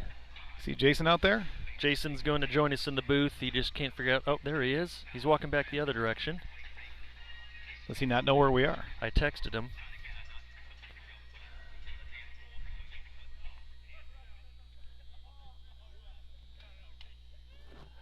He's walking back to the home plate area, so I think maybe he gave up after he saw the terrain we had to navigate. It was a little bit dangerous to walk out here. Knowing Jason, he's wearing flip-flops and shorts, and maybe he doesn't quite have the right footwear to navigate. All right, and we are back in play. Bryce Yoder up to bat. His first at bat was a single. His first on the season, and let's see if he can go 2 for 2 here. Bring a couple of runs in.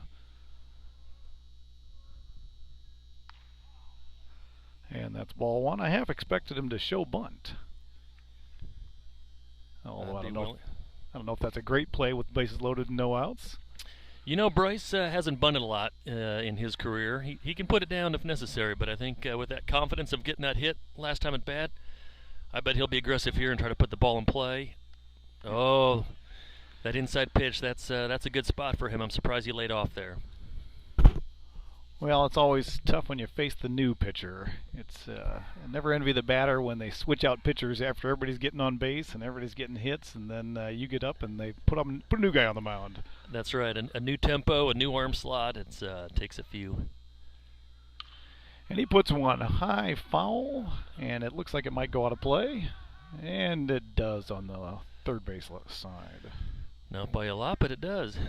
But it did go out. That's a neat little area over there where the ball did go out down the left field line. They've got some picnic tables, kind of a little picnic area for the fans.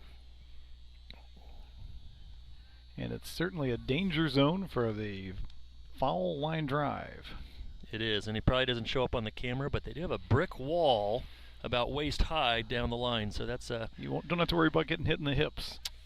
Not a play that those left fielders have to really find that wall. That could hurt a little bit. And outside, and that's 2-2. Which did happen to our left fielder last weekend down at Cathedral, going for a foul ball. Did run into the fence, and he did stuck his foot under the fence, I think, and hurt his ankle a little bit.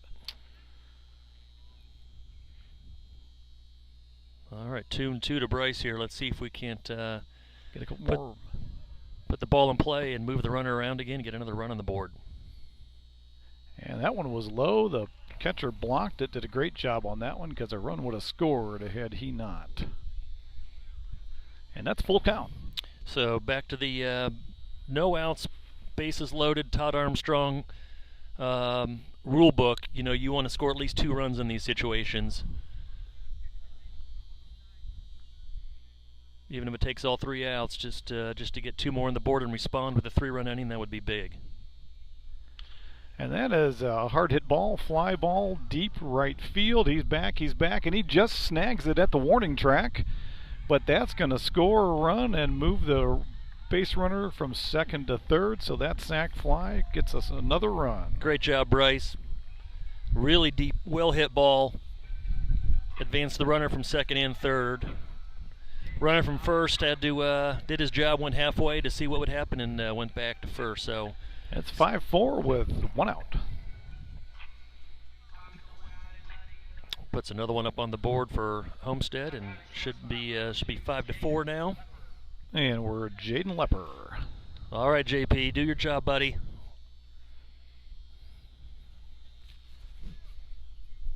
Let's see if Homestead tries to get the runner on first, Graham Collin to second before JP takes a swing out of here. We have not seen the pickoff move from this pitcher yet, have we? No, good point. Let's see if Graham takes him. Right on cue. Right on cue.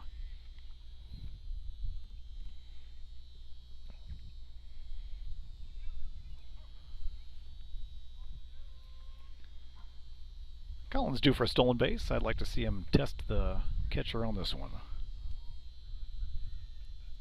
Oh, pickoff move back to first. They're anticipating it. This is definitely a green light situation. Although I don't think Bile does a whole lot of stealing on the first pitch, doesn't seem like, which is usually a fastball count. I think he tries to get to those off-speed pitch counts.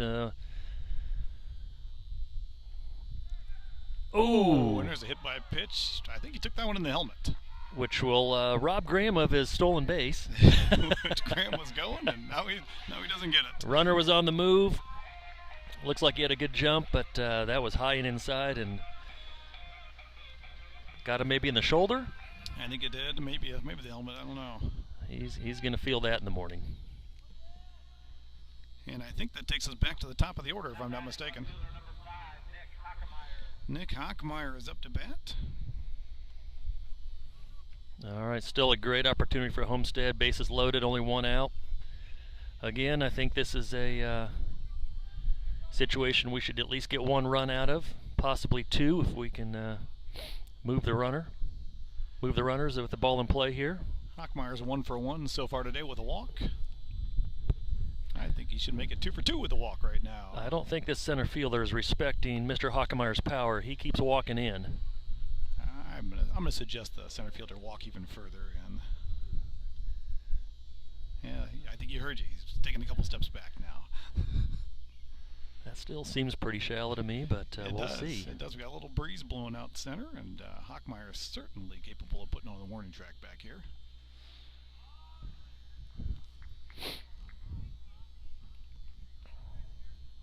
Did he call that a ball? That is 2-0 on the scoreboard. I'll take it. Let's go, Hawk.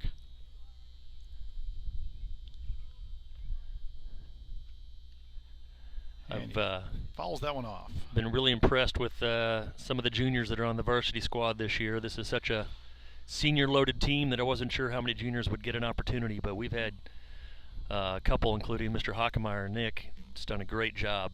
Yep, and Brennan Wiegert obviously doing a great job also, but I think every one of the juniors that made it onto this level, they're lucky to make it on this level, but they're all showing they deserve it. Yes.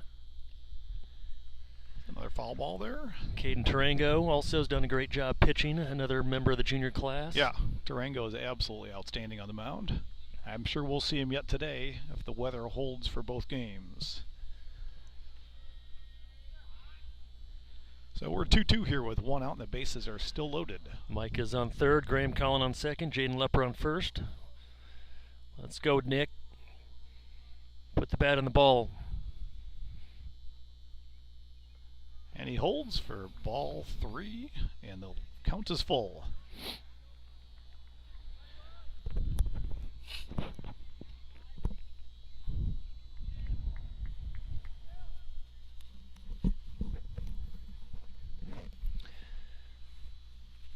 All right. It's starting to feel a little chilly out here. I think the temperature's dropping.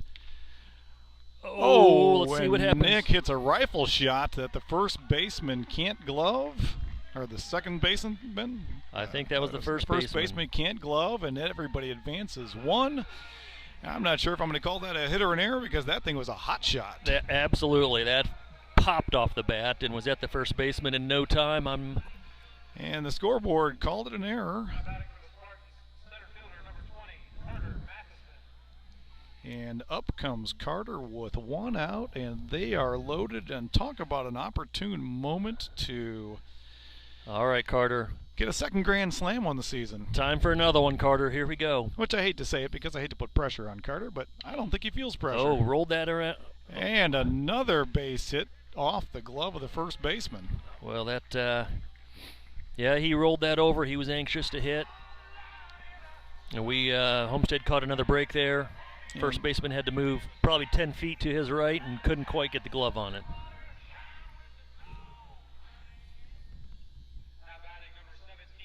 And they're calling that one a base hit. I would also agree with that. That would have been a spectacular play if the first baseman could have put his glove on it and thrown it back to first. Must have had a baseball fan driving by, honking the horn.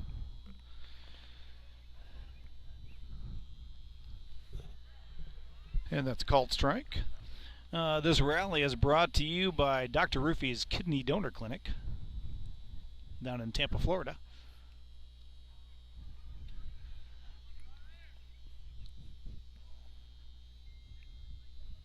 All right, great. That was a balk. The pitcher stepped off to throw to first, did not throw. The first baseman was not ready, and he held the ball. That is a balk that moves the runners and puts another run on the board for the Spartans. And it looks like our camera died again, and I don't know why. Sorry about that, folks at home. The screen went blank, and we're working on technical issues here.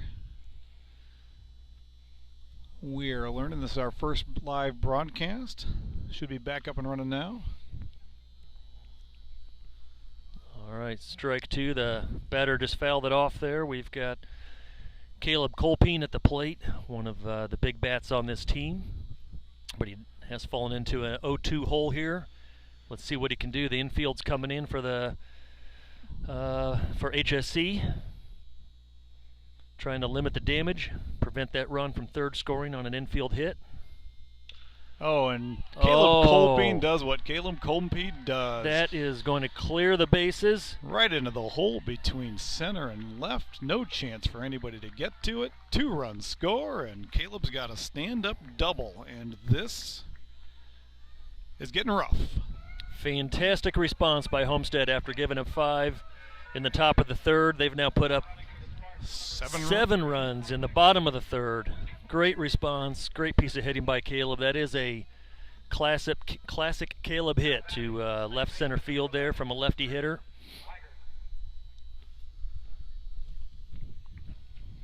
And we can do some more damage here, Dan. There's still only 1 out. We've got a runner in scoring position on second base. Yeah, we are just rolling along here, and let's keep it rolling. I like this train. Looks like we've got Braden Hardwick pinch running again for Caleb, who is now off. Oh, he's going to have to get back. Pop fly into shallow left field. Braden Hardwick, that was a hit-and-run situation from second base. They were going to try to score on a base hit, but Braden had to retreat back to second base. Yeah, the left fielder called off the shortstop at the very last second on that one, but successfully made the play. I thought we might actually have a collision on our hands there, a low-speed one, but one that could have caused a ball to fall. Brings back some bad memories. Yes, a couple of years ago. Luke Palmer, speaking of bad memories. Yes. Collided with our, I think it was our center fielder at the time, and Will Ferguson. And the spleen rupture on that one. Ooh. And coincidentally, a couple weeks later, a game we were not at, a former Thunder player had a collision and had the same injury. That's right. Aaron Green. Aaron Green, who is playing baseball for Warsaw still, and I think he's going to play baseball at Trine University. That is correct.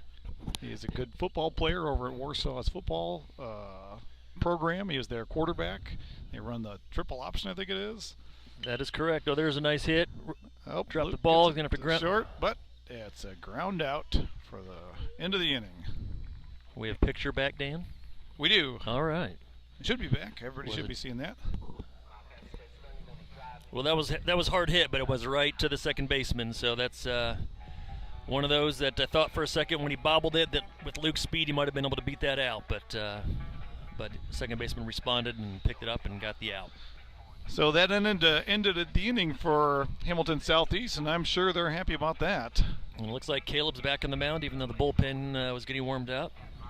We got a guest announcer coming up here shortly. He's coming around. All right, I might give my headset to Jason, and we'll just assume this platform will hold 3 of us. Let's hope.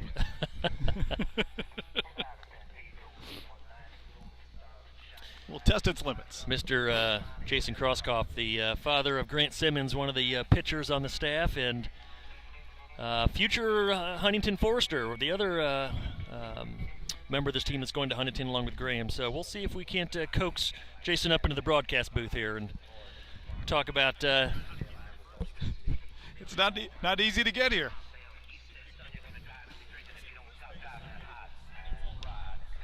All right, what the camera does not show is my prediction, and his difficulty of navigating the train getting here was his shorts and sandals attire that I knew would be a little difficult walking through the woods.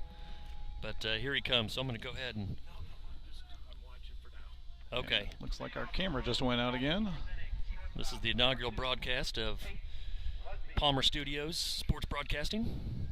And we had our camera go out a couple times, so we're working on moving to the radio play-by-play. So we're back on with the camera. First pitch is fouled off. That was a great inning. Homestead responded after giving them 5 and put 7 up on their own. So a nice 4-run lead now in that 4th inning time frame of a 7-inning game that becomes all so important. Love to see Caleb respond here and get out of this inning unscathed and give them things will get a little tighter for him if that happens with as we head to the 5th after this inning. That's 1-1. And that's a swinging strike. Cole Elkins warming up again. Probably trying to stay warm given that the temperature here seems to have dropped a couple degrees in the past half hour. All right, Caleb, finish him. And there it is. He gives him a high one that just looked too good. So Jason, while we're between hitters here, we maybe get an update on Grant's status. Grant's one of the best pitchers on the staff, but is dealing with a little bit of a shoulder issue and not able to get too many innings in so far. How is Grant doing? Doing fine. Back to OPS tomorrow, or Monday, I guess. They're just, they have him doing some various exercises and so forth. Nothing structural, nothing super serious, just some discomfort. Any chance we probably see him today in action, or probably not? Doesn't Or sound like it. I think they're waiting to see what happens on Monday. At home, he's just been doing some, like I said, some various exercises and such. So he says it only bothers him when he throws. And that was a well-struck ball. Line drive out to right field, picked up by Luke Palmer. So for the second out. well, we as Dan mentioned earlier, did not play in the conference, so we want Grant to be healthy and get him ready to go before the playoffs start. So hopefully we get him maybe in a week or so. That's the hope. I know he's frustrated. You know, he's frustrated. He wants to be out there with his guys. Absolutely. Graham, my son who pitches, has been through a situation similar a couple years ago, and it's always frustrating when you can't get out there. All right, Caleb gets ahead on this hitter, 0-1. A little high on that one. Evens out the count at 1-1. Good to see Caleb respond after that last inning. I know that can be tough, and he's a mentally tough pitcher and not surprised. Oh, and he gets the low and away strike call. That one was a beauty of a pitch. Right on the corner. Even if he hits that, there's nothing he can do. No, that would have been a dribbler to third, even if he got a bat on it. I think he'll go for that spot again. Trying to get him to chase. We got 2-2. 2 outs. Nobody on. Top of the 4th. This is the center fielder, Jason Deppman, I believe. And our camera keeps going out. Up, and folks, you just missed a hit by pitch. Oh, that's too bad. Puts a runner on first. That was the 9-hitter, so we're back to the top for HSE. Noah Wolf is up. Does not have a hit yet. And folks at home, I'm going to be switching cameras in the half inning here as soon as we get out of this one. And we will see if we have better luck on keeping the power on with the All right. different camera. Caleb, let's keep it low in the zone and either get a strikeout or a ground ball. Let's get out of this inning and keep the train rolling here on offense.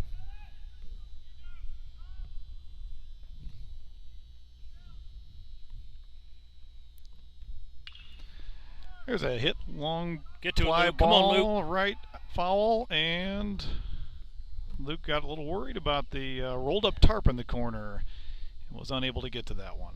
That was close. He was right there, running out of space. That's got to be a difficult situation when you know you're running out of real estate and you still have a little bit more to go to get to the ball. Really close. You got to make that play, Palmer. Nothing like having your father in the broadcast booth.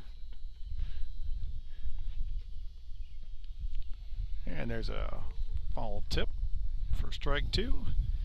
Caleb's got him at 0-2.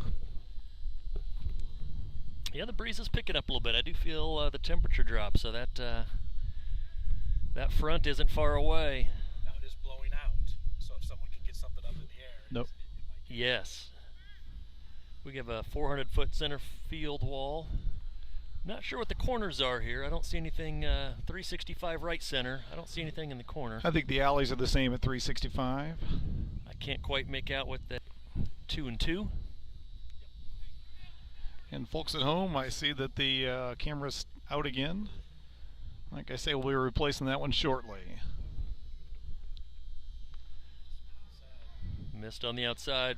Count is now full, 3 and 2. Come on, Caleb. Put it in there.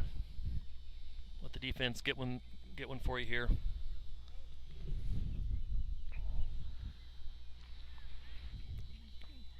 Let's see what. Oh, did he go?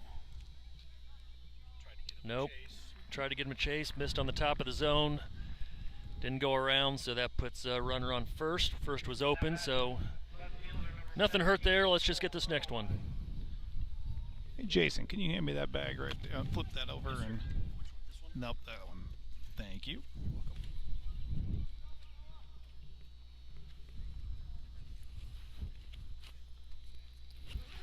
I've got the wrong Face ID to open this one. Oh, it's 5'8". The I guess I shouldn't announce it on. Let me give you my password over the air. Everybody get your paper ready. the fourth inning here brought to you by Apple Security. Privacy is important, and And my password's more important. And all that's right. a ball blowing away in the dirt. All right, Caleb, let's get back. Caleb's at pushing 70 on the pitch count, so he's definitely going to be grinding here, trying to get this last batter out. I'm sure he'd like to finish strong here. I'd love to see some off speed, just bottom of the zone, and get him into a ground ball situation.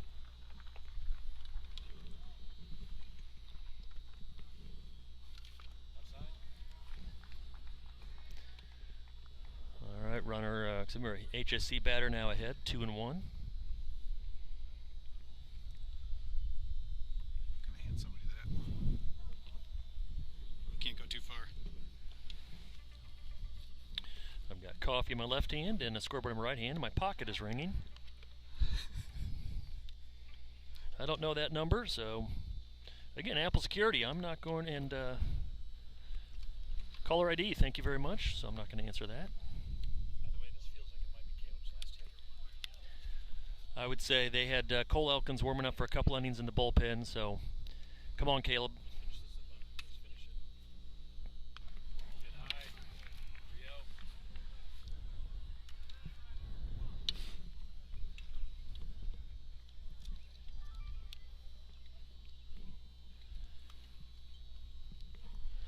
All right, I think I've got the scoreboard up to date here.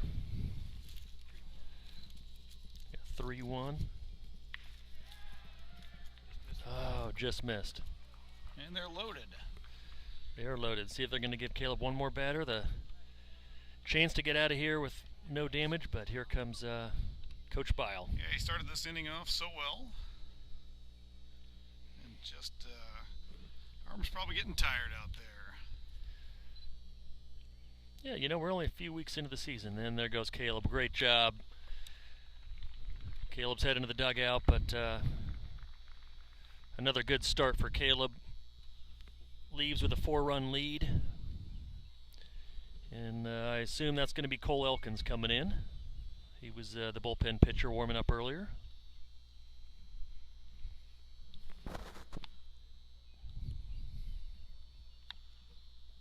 Okay, folks at home, I just switched cameras out. Hopefully you're able to see the field again.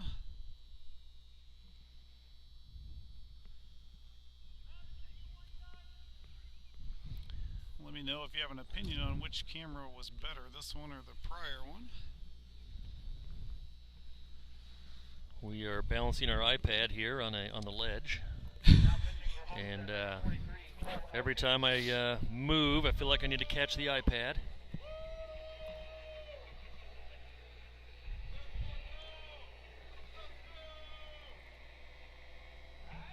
Looks like we've got some Huntington University players showing up for practice, although their field's not going to be available to them for a few hours, so There's a lens cap inside that bag right there in your hand.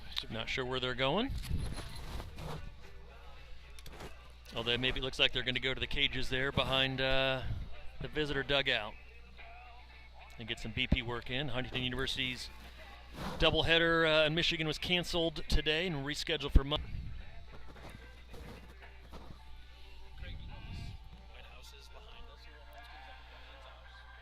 You know, that's a very good question. That is, I do not know if that's the president's house or not. Our Huntington knowledge, I think, will grow immensely over the next couple of years, but right now I don't have all the information.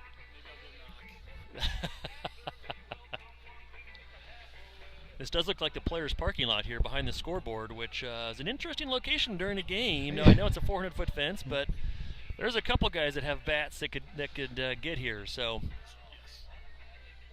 I think Jason and I will have to coach our young men on where to park and where not to park when they're here next year. Although being freshmen, they may get stuck with the spots that they don't want.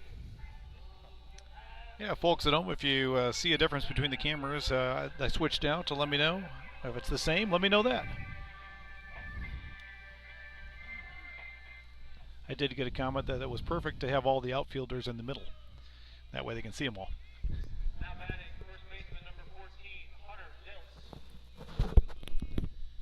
All right, we're back in. Cole Elkins on the mound now. Tough spot to be in. Bases loaded. Just misses.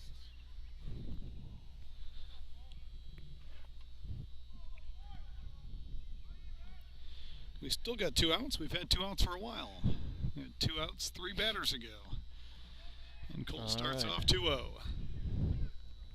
Cole's got a big arm. He's going to University of Louisiana, I believe, to pitch for the Raging Cajuns. He's got a mean fastball, just needs to dial it in here. He falls behind 3-0. Hate to give him a freebie here after starting off with 2 outs in this inning and nobody on. And he walks him on 4 straight pitches. And a run scores. First run of the inning for Hamilton Southeast, and I'm pretty sure nobody on the bases got there on their own. No one swung. I don't know if anyone swung. Yeah, I'd really like just to see some balls in the zone, let him hit it a little bit, and let our defense go to work.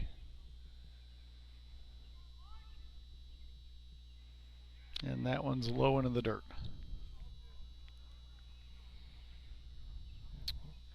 Falls behind early on this hitter, 1-0. Cole has what I think is some of the best pitches thrown on the team. He's got a fast fastball. He's got wicked curve. That looked like a slider there, moving across the plate, and just kept moving, and Bryce couldn't get over there in time to snuff that one out, so that scores one for HSE. So they've bounced back with a couple runs here in the 4th. Cole hasn't seemed to get his consistency down yet this season.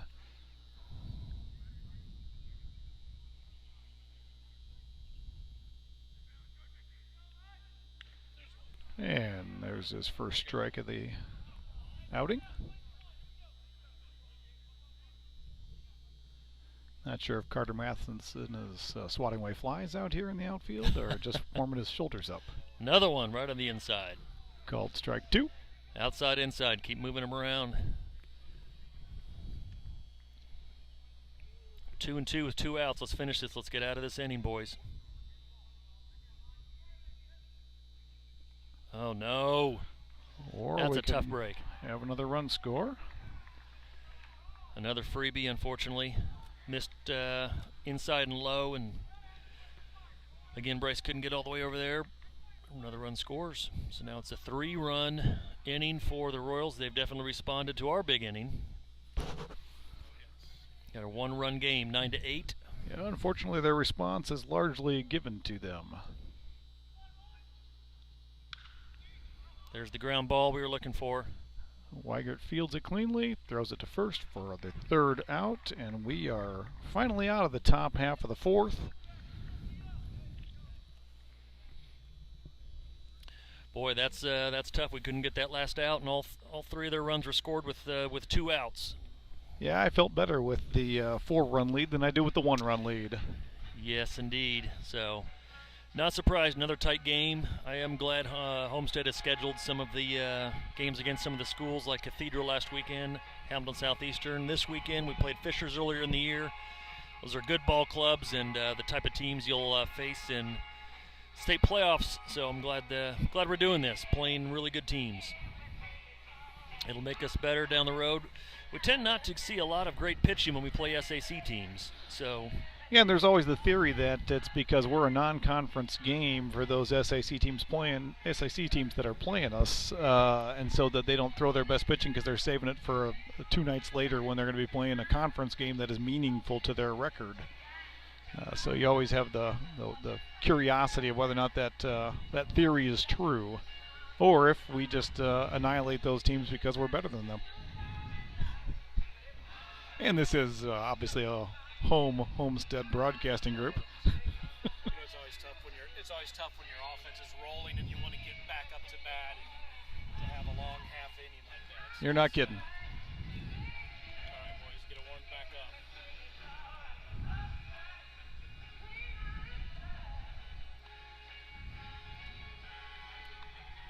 And so this is the HSE's second pitcher of the game. He came in late in the inning after the first pitcher dug himself a hole. And leading off this inning will be Micah Long. I think. Yes, it is Micah. Had to step away from the mic for a second, Dan. Work continues to flow in on my phone here. Hey, you're working the booth.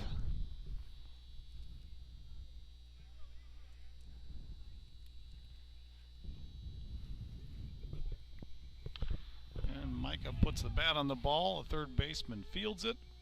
A short throw. Oh. But it is called out. That looked mighty close. Was adamant he kept his foot on. We'll have to review the film later on. Yes. That was a good quick throw from the third baseman, but he short hopped it, and the first baseman was able to glove it. Keep his foot on the base according to the umpire. But I really actually thought Mike almost beat that out. And Graham Collin is up to bat.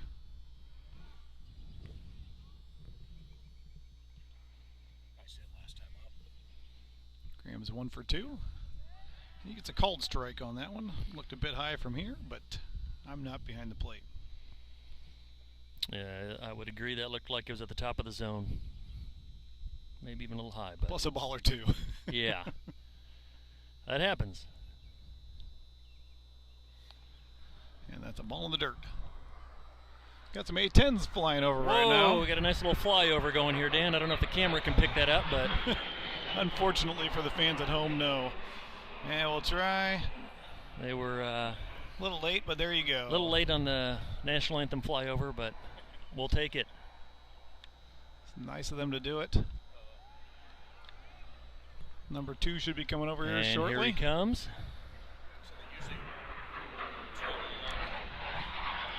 Yeah, they usually, the A-10s out of Fort Wayne usually travel in pairs. Graham's falling behind here, I believe 0-2. 1-2.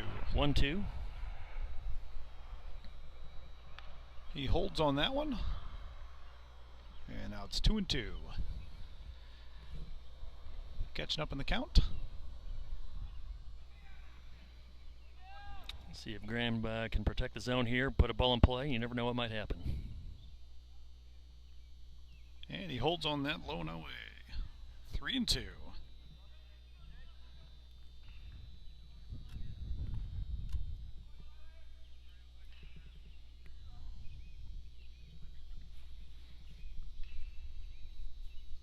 Forgot to have my executive assistant Jason holding my coffee.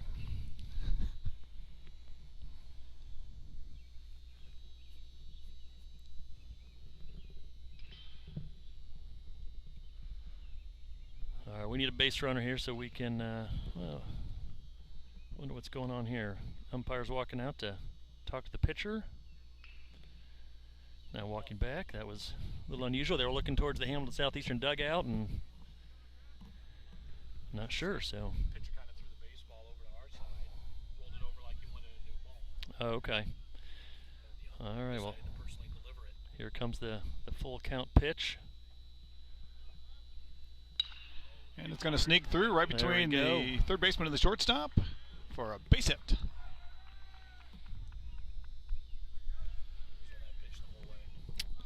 Yep, Graham's put another bat in the ball there, put it in play, and Good got things on happen. base. All right, let's see if we can't move him around and respond with a run of our own after HSE put up 3 there in the top of the 4th. Now batting catcher number 9, Bryce Yoder. Bryce, I believe, had a sac fly last time out. I believe you're right. He did. Well hit deep to right field. He's 1 for 1, sack fly, Bases loaded. and a walk. So he's so far doing great today. Let's see if he can continue it, and foul ball. All right, the 0-1 pitch wouldn't be, especially with the foul tip there. If we see some off speed and get Graham to second with a steal sign.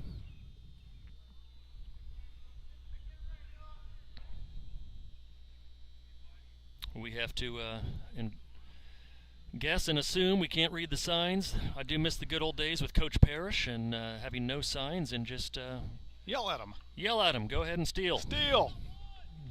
Or Coach Josh when he'd say, "I want to see you on second." Yes, yes. That was even 14U, I believe. We're still not worried about the signs and telling the boys to go. Very subtle. And it usually worked. Oh, there was the off speed. That would have been a good pitch to steal on. But it was outside quite a bit, so I wonder if they were anticipating the steal. Yeah, I almost wonder if that was planned. Kind of a pitch out. It looked like a little bit of a pitch out, maybe. I'd love to see him try to come inside to Bryce. He does a great job in the inside part of the plate. Good hitter. I think teams know that we're aggressive on the base pass. That puts a lot of pressure on the defense. The downside to iScore is other people, I guess, can see some of our stats, maybe. Yeah, yep. Everybody can watch that. They can also get on Max Preps. I believe that everything's available on Max Preps for us and for most teams. So we have a lot of stolen bases this year. Yeah, you do see that we have an inordinate number of stolen bases. Our guys run. And I love to see it. Aggressive on the base paths. And you know what? I'm of the feeling that you make the other team be perfect. This is high school baseball. Absolutely. It's not picked teams. It's not like you picked all your. It's not like summer ball when you picked all your players. So they have to have people that are capable at every single spot to execute every single time and push them. See what happens. All right, Bryce is falling behind here, 1 and 2. So we wondered early on with the first pitcher if his pickoff attempts were common to him or maybe common to their team, and it's starting to look like it's a team philosophy. I think they read the stats on Homestead, trying to keep us short with their leads.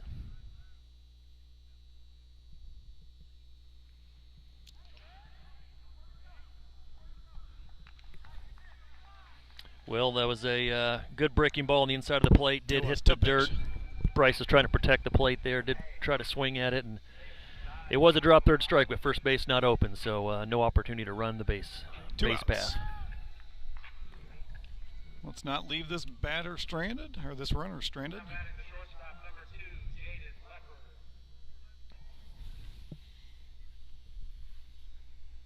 Leper. All right, JP, let's get that bat going here.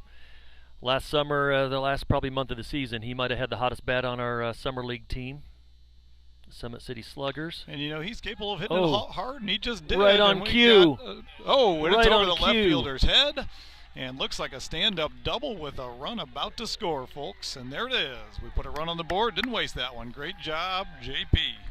Fantastic piece of hitting. The runner was on the move with 2 outs, scored all the way from first base. That was a great response. Even if we don't match their 3 runs, just putting a run up on the board and separating ourselves a little bit now with a 2-run lead.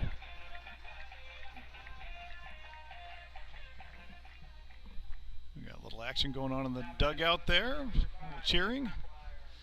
And Nick Hockemeyer is up to bat. He's 2 for 2 with a walk and a couple of hits.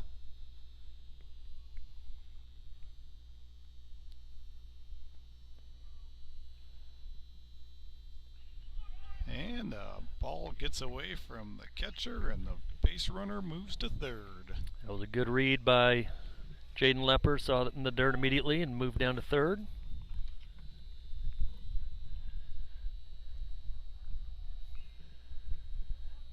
The bottom of the fourth is brought to you by Essex Wire Company.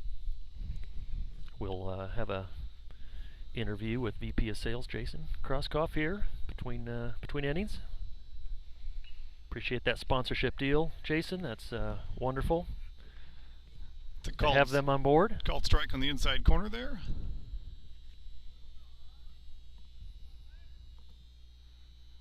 Nice pitch. Nick kind of hangs over that. He That does. inside corner of the plate. That'd make it a tough pitch to hit. And he's clearly going for that spot, and it worked that time. Grounds out to first to end the inning, and that puts us in the fifth. 1 run on 1 hit.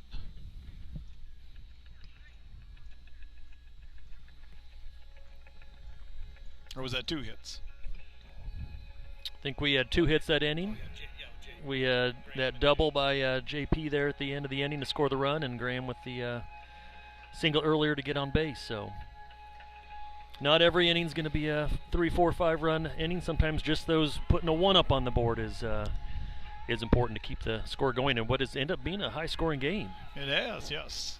Which, considering game 1 and both teams have pretty good pitching staffs, I would have said it would have been a little bit lower scoring. A few more raindrops up here in the booth. Our booth doesn't have a ceiling, unfortunately. No, it doesn't. In our inaugural season, we got the convertible. I'll pull the radar up here just to see the movement of the... I don't like the look of that. Oh, it's definitely getting closer. Much closer. For you folks at home, We are the blue, not the red. So we are about 25 miles southwest of Fort Wayne, and that the light blue shouldn't be, the dark blue shouldn't be too much precipitation hitting the ground, but the green bands definitely will be rain hitting the ground. So we might get a few raindrops here even in this first game. It's going to be close. It could scoot north of us, but we're right on the edge. So let's go, Homestead. Let's go 3 up, 3 down and move this game right along so we can get it in the books. let's hope Cole settles in here and starts delivering the strikes. And that was a good one. That's a good start for Cole.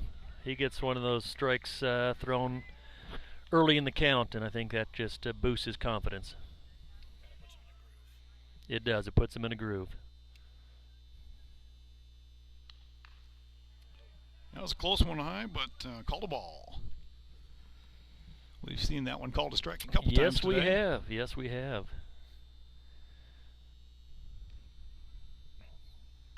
That was a nice pitch, fouled off. 1-2.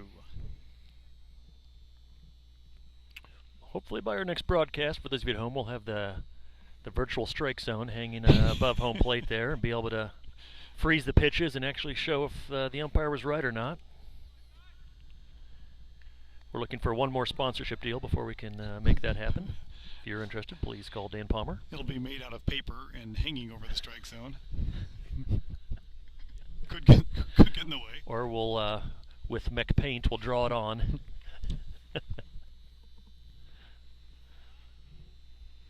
And there he is. He rings him up.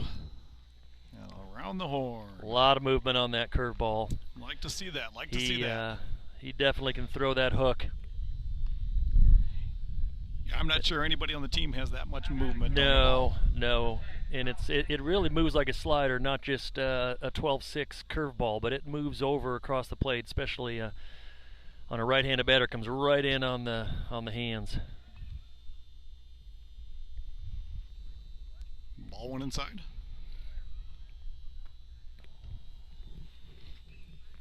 Looks like we're up to 6 viewers. We've had a 100% increase in viewing from hour 1. There's a long ball hit to right field. Luke is way back on the warning track, and he gloves it for the There we go. second out. Good job, Luke Palmer. That was right there at the warning track. Had to run back and actually then move over about 20 feet to his right. That was a well-struck ball. And it looked like he was running, and he thought it was a third out. It looked like the way he was running. Yeah, you might have been right. Sometimes even the players lose track. Who was the Cubs player who caught the ball with 2 outs and then threw it into the stands, and the runner on second then continued to make his way into home? I can't remember who that was, but I'm sure That he was remembers. who was the home run chasing guy from Puerto Rico? Sammy Sosa. It was Sammy Sosa. And that was a big swing, strike 2.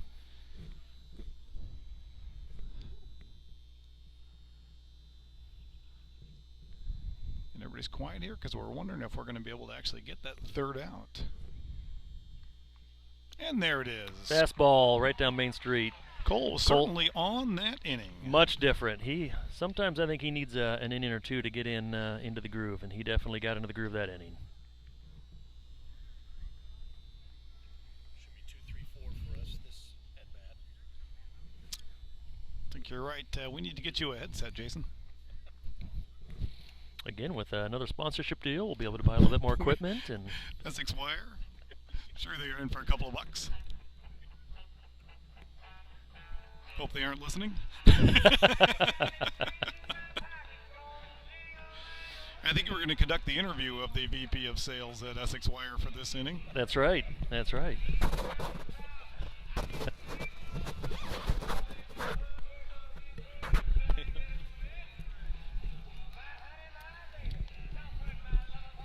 Jason Kroskoff putting on the headset here as we are in the 5th inning stretch. A little bit of George Satellites. Absolutely. Jason is a music connoisseur and could probably name every tune that's been played so far at the ballpark. New pitcher for Hamilton Southeastern. Not surprising, brought out a lefty with Carter and Caleb. First 2 up. That's an excellent observation. Yeah, this is the third pitcher that we all seen today, and probably don't want the top of our order to see that same pitcher again. I believe is the center fielder, number 4. You might be correct. I'll pull up the lineup right now. I don't know if you mentioned this, Craig, earlier. I believe this is the last year of this beautiful natural turf field. We have not talked about that yet. We're commenting. It's nice to see a grass field and dirt, but yes, we do expect to see field turf on the infield before the start of next year here at Huntington University. They plan on putting that in this summer, I believe. Sounds right. But man, this outfield looks terrific. And even though I hate to see the grass go away, I think playing baseball in February and March in college, you almost have to have a field turf infield Yes, you do. to get the games in. You do. Well, this is would be a nice opportunity to put another run up the board and grow the lead a little bit. Looks like we've got another pitcher for Homestead in the bullpen warming up, and Jaden Lepper, a good ground ball pitcher, able to hit his spots, mix up his speed. So my guess is Cole will come out to start the next inning, but in case there's any trouble, have another pitcher ready to go. And it's good to see so far Bryce Yoder has caught the entire game for Homestead so far. Good experience for the sophomore. Well, Jason, here's Carter. We've seen Carter play over the years, going back to the Youth Thunder days. He's had quite a season so far. You know, the thing I always just notice every time Carter hits it, he always hits it hard. Yes, he does. Even the ground balls, even whenever he hits it hard. He usually makes pretty good contact. Yes. Looks like missed on the inside. Carter gets ahead, 1-0 in the count. I think he got intentionally walked earlier in the game, and he always looks so offended when that happens. Yes. He wants to swing. They're definitely staying away from the middle of the strike zone with Carter. That's ball high and a little to the outside even.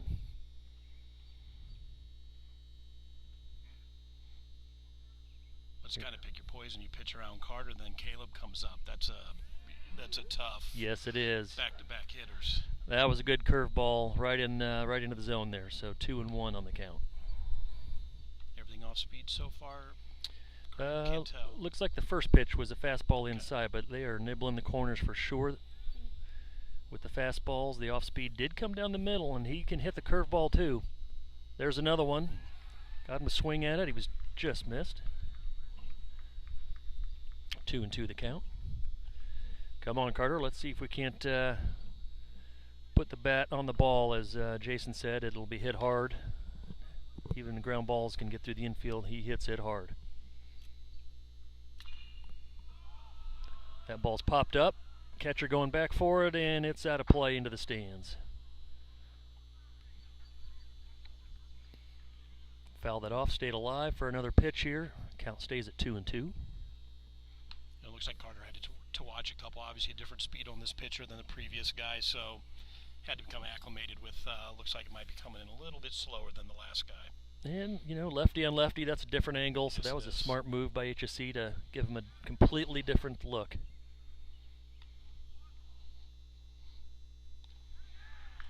Got him on the outside corner swinging. Carter didn't quite catch up to that one. I think he was looking for the curve, possibly. Yeah, 2-3 breaking balls in a row, and that all of a sudden that fastball looks like it's coming in about 95. Yes, it does. All right, Caleb, let's see what we can't get going here. We got one out. Let's see if we can't get a base runner. Caleb had a nice double to left center field last at bat.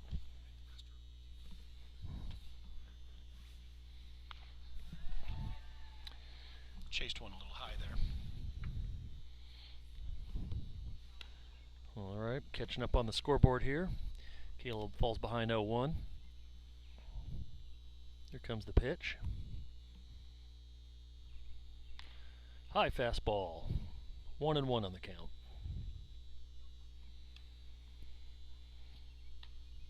Craig, a little bit of everything from the stretch, kind of a slower windup, but I think he's surprising the guys a little bit with it's coming in there pretty good. There's a low speed one. Just missed high. That I thought that was going to drop in there. Looks like he wanted that. That's that same spot. We've seen that same pitch and that same part of the strike zone that have been called for balls and strikes. Top of the strike zone, I don't think we've been real consistent with the calls there, but we'll take it on that one. Ball. Oh, looks like inside and hit him on the leg, so we'll take a free base. Yeah, Caleb really didn't try really hard to get out of the way of that one. No, he did not move.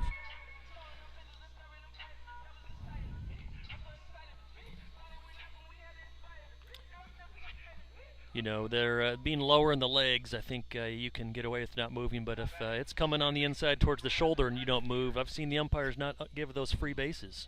They expect you to at least turn a little bit and try to get out. All right, good opportunity for Homestead. Caleb on first, although it doesn't look like, well, since he's not pitching, we can't pinch run for him anymore. So I don't expect to see a stolen base. But you never know. Ball one. And a lefty, it's always a little bit tougher to get that lead against a left-handed pitcher. Right. With all the off-speed possible, something gets in the dirt, and Caleb can advance on that. Back to first. Nice job by the first baseman to keep that in front of him. Yes, they've thrown a couple away over there. Unofficially, that has to be 20 throws to first this game. I would least. agree. Yeah. They've definitely been trying to keep our lead short over there. Even a couple pickoff moves to second throughout the game. Another curveball. He's definitely dialed in his curveball there. Count goes to 1-1. I'm guessing this that's probably his best pitch, and then he'll sneak that fastball by us. So we got to be ready to hit those curveballs if he's going to hang him medium halfway up the zone there. Just back. Nice job, Caleb. Boy, another pickoff move, and I felt a couple of raindrops. Well, this is the righty part of our order, so those hitters should be taking note of that breaking ball.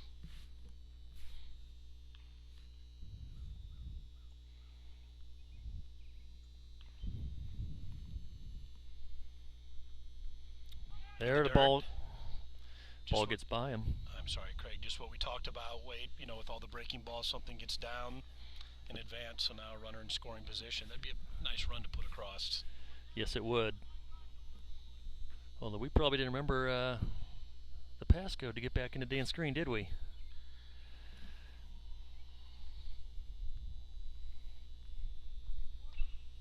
Runner in scoring position on second base here, ahead in the count. Good opportunity for a single. Good opportunity to put the ball in play. Outside and low. All right. Hitters ahead 3-1.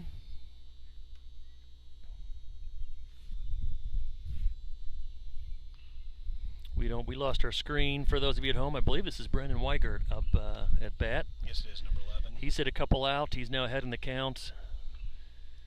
Took a quick timeout. This is definitely a dangerous hitter. Hitters count. Let's see if he can't do some damage here. Yeah, this young man has a nice pop in his bat.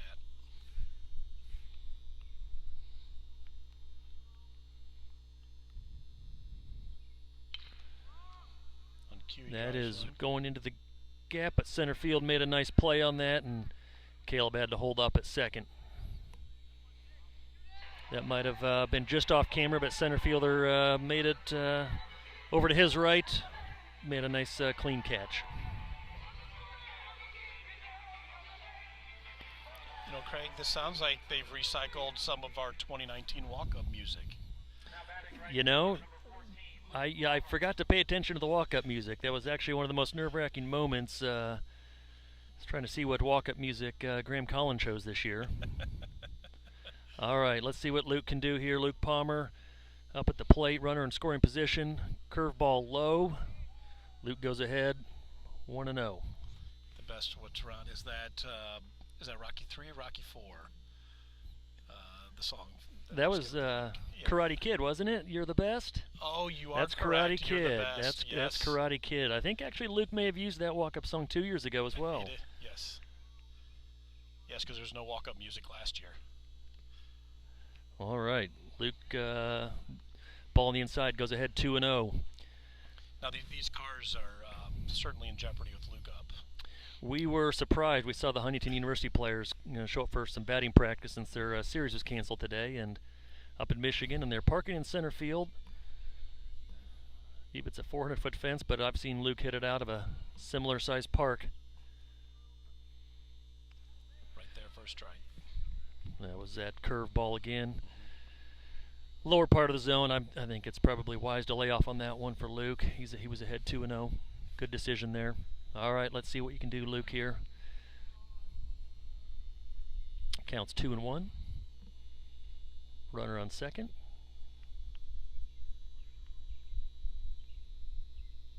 Here comes the pitch. Missed outside. Luke's ahead 3-1 now. Should be getting the green light from Coach Bile here and see if we can't, with 2 outs, Caleb should be on the move. What do you think, Craig? Probably a breaking ball. That seems to be his go-to pitch. Yeah, I would say that's his best pitch. I would be surprised if he put a fastball down the middle here. If he does, I would expect Luke to punish him for it. I expect breaking ball. Just under the third baseman's glove. Not sure even if he comes up with that, if he could throw Luke out. Yep, that was tough play. That was a tough play. I think he was charging it and probably should have just let it come to him a little bit. That runner wasn't going to score. Yeah, ended up causing it kind of in between hops, right? Absolutely.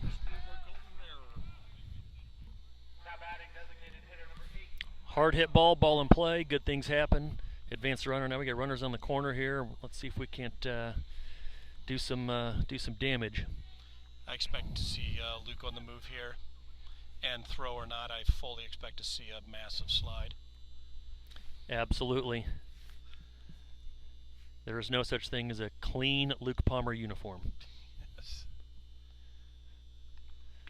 All right, Micah Long up to bat here. Let's see what Micah can do. He's got an opportunity to score his cousin, Caleb Colpine, in there on third base. Missed on the outside. Micah gets ahead early. Let's see, 1-0. I Expect really Luke to go on this pitch. I would. I know there's 2 outs and you got a runner in scoring position, so they may be conservative here, not wanting to get an out. Even though I think the advantage will be to Luke, I think that he'll hold him up at first and just plan on Micah putting the ball in play to try to score Caleb. Inside strike there. Micah kind of got out of the way and must have caught that inside corner. Counts 1-1. There goes Luke, and the no throw from the catcher. He was eyeballing third. We have seen Homestead do that a few times, send the runner from first and try to score from third, so I think teams are recognizing that play and didn't even attempt to get Luke out. All right, another good opportunity. Micah single here will score 2. Both runners should be moving on crack at the bat with 2 outs. And no slide by Palmer. Missed opportunity. Yes, that's really disappointing.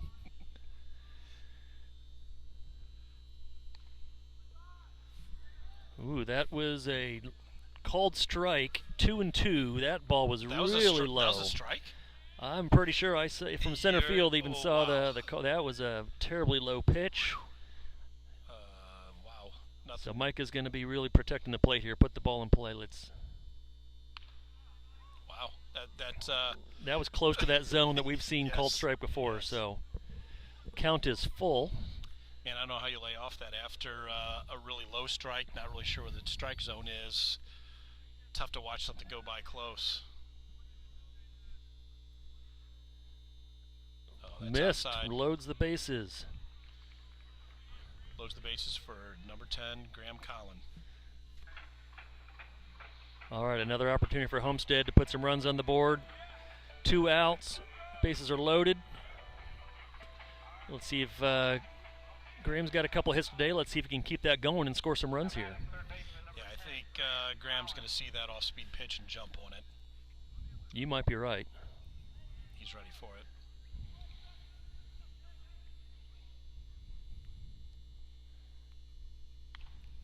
Comes inside, looks like with the fastball. Yeah, you're right. That was the fastball.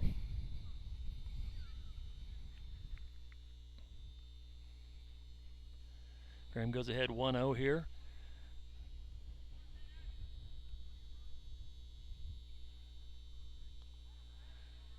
Just missed to the outside. 2-0. 2-0. Graham's got to be perfect, and if it is, give it a ride. I don't know how many base runners we've had, but it seems like we've had the bases loaded every inning.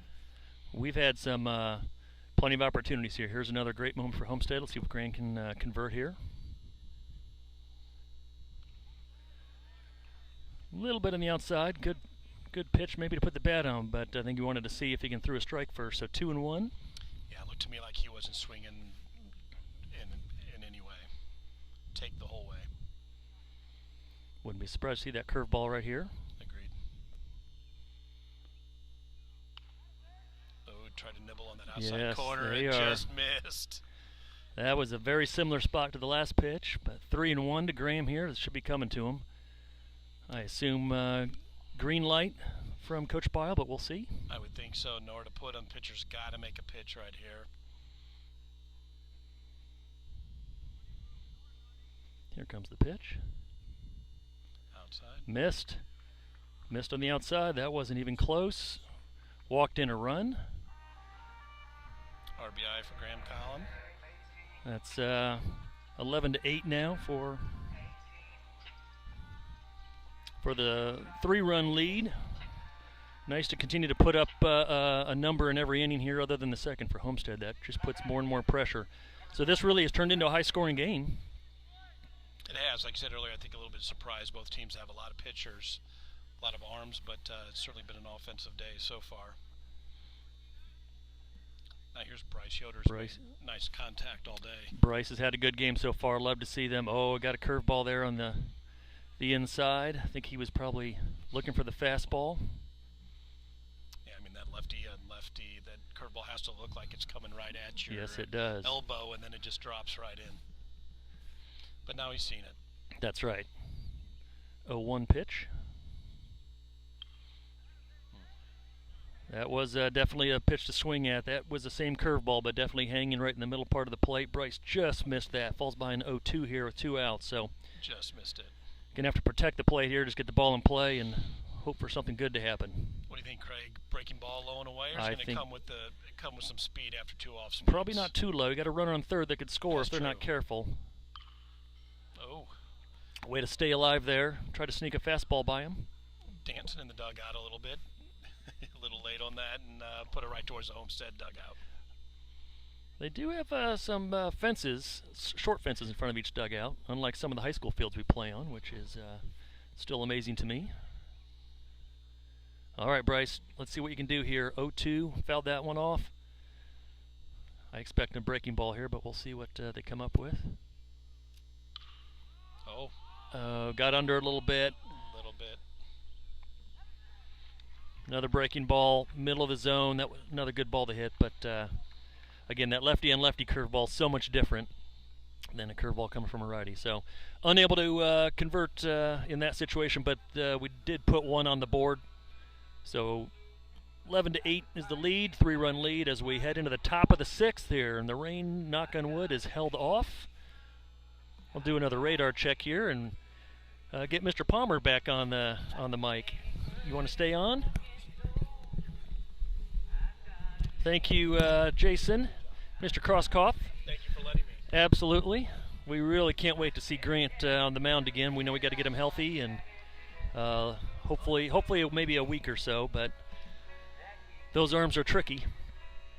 He has made a couple appearances this year, and I think that first appearance at Parkview Field was fun to watch. You could tell that first inning he pitched, he was a little tentative, a little nervous, but that second inning he pitched, he looked really good. Had his fastball cooking and had good breaking ball, and made a good appearance. Made one appearance last weekend and still just had a little shoulder soreness. So we're just easing him into the season at this point.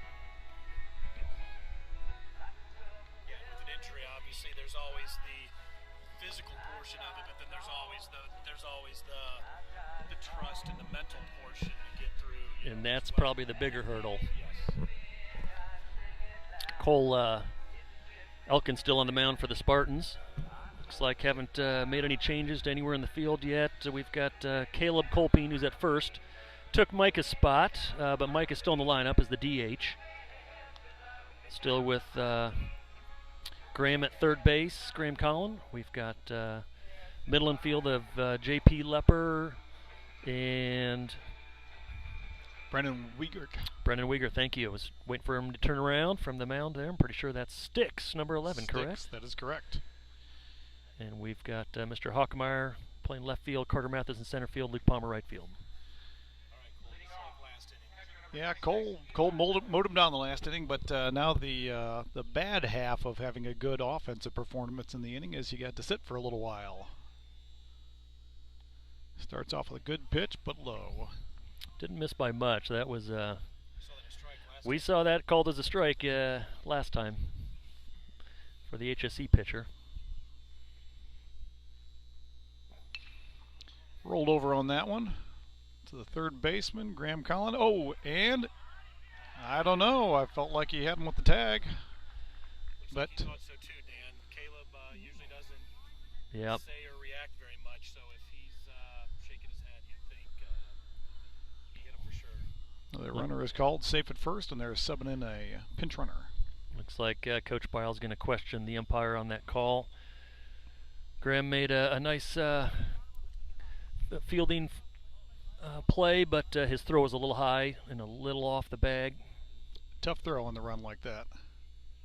You know, Craig, though, I mean, where those umpires are positioned, I don't know how they're going to see that, right? Correct, yeah. I mean, no fault of the umpires. With in high school ball, it's a two-man umpire crew, and they can't be everywhere. So I'm not sure he had a good angle on that. Just has to make a judgment call there. So we got no outs to runner on first.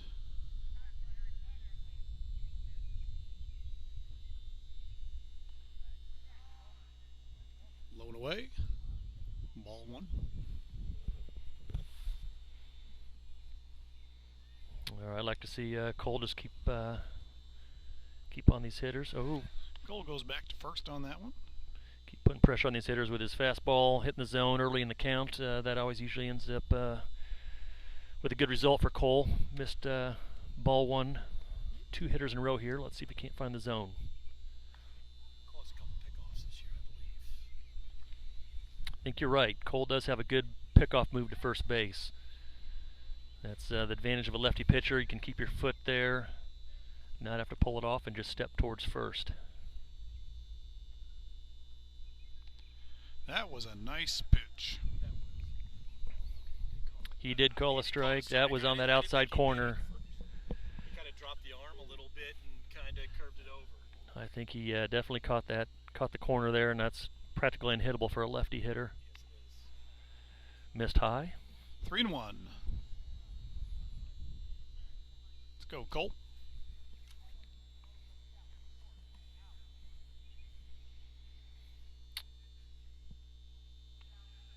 Oh, he's walked another one, so I hate to give him a couple of base runners here with no outs. Just gives them a little hope.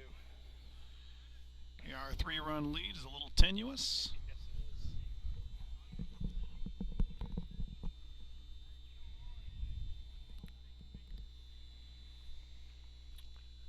And Cole, sometimes I think when he gets ahead, he does better than when he gets behind. And I would absolutely agree. When he throws that first pitch strike to a hitter, you can almost count on the out.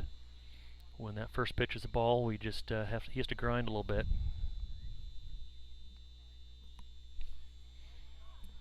Looks like we've got another guest going to join us in the booth here, although I'm not sure this plywood will hold a 4th person, but we will see how it goes. Dave Colpine on his way into the broadcast booth. we're inviting another guest broadcaster up. Oh, that looked like a really great pitch. Falls behind. Or, excuse me, evens it up at 1-1.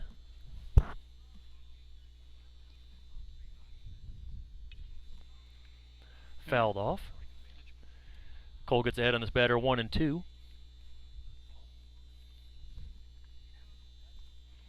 I will we'll get Mr. Dave Colpine in the booth, and I'll turn the headset over to Dave. And looks like Blocked by Yoder back there. Yeah. Keep that ball in front of him. counts at 2-2. 2-2. Well, a good strikeout here would be good for Homestead. We need an out and hold these runners where they are. Oh, it looked like he dropped that one in, but it's Oh. called for a ball. Must have been. Now this is one of the shorter hitters, so I wonder if that strike zone did get a little lower, but he really threw a nice curveball there. Must have been a little bit too high. Counts full. 2 on, first and second. Good pitch, but a good piece of. Yeah, he just stayed alive there, didn't he? That was a Yep. good swing just to stay alive. Good protection swing there. All right, Cole, finish him off. I hope he got him with that one looking. That was a nice pitch, and I expect Cole now is going to come on Yes. strong against this next batter. You're absolutely right.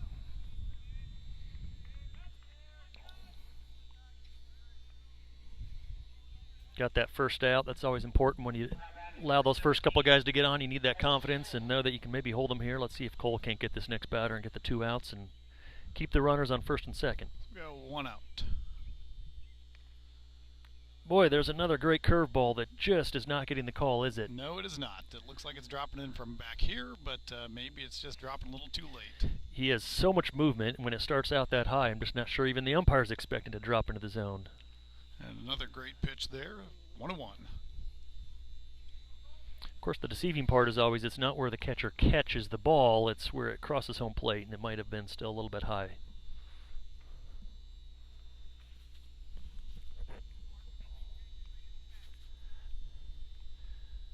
And that one's inside for a ball.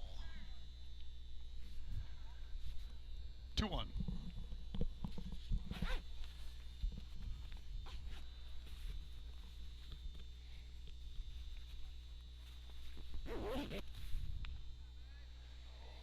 A little high. And it's 3-1. Yep, come on, Cole.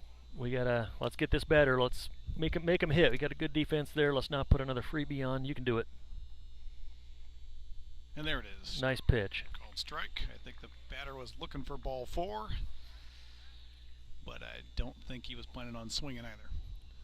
No, put it in there, Cole. Count is full. Make him swing the bat. Let's see what happens. A good pitch. Rolls fouled on the first base line. That was a little deceiving from center field. I thought that was a ground ball right to Caleb at first, but it was foul.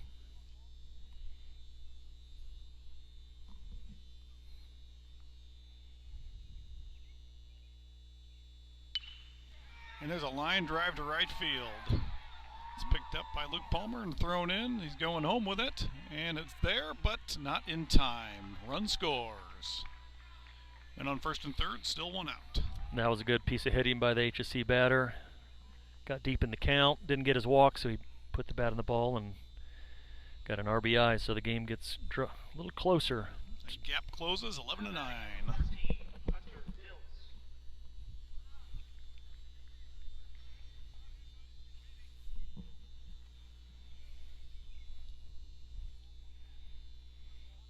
All right, they've got another. They've got a runner in scoring position there on third base, so Homestead needs to.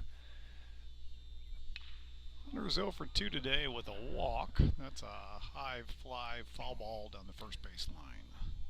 A little surprised we don't have our corner infielders possibly in. Hold that runner at third on an infield ground ball. Oh. Potential pickoff. And oh, call him safe. That's a bad call. That's a tough call. Cole again fooled the runner at first. Caleb threw a bullet into JP, and I think he got it there in time. I would agree. From my vantage point, I think I know the runner slid under the tag, but I still felt the tag was in there before he touched the base. That's a tough break for Homestead. They're going to have to just battle through it. Runners in scoring position at second and third with only 1 out.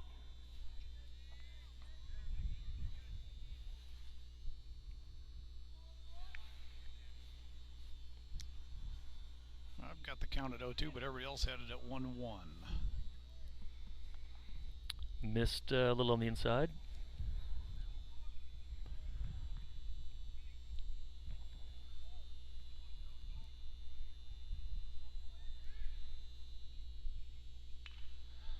He catches that one off the handle for strike 2.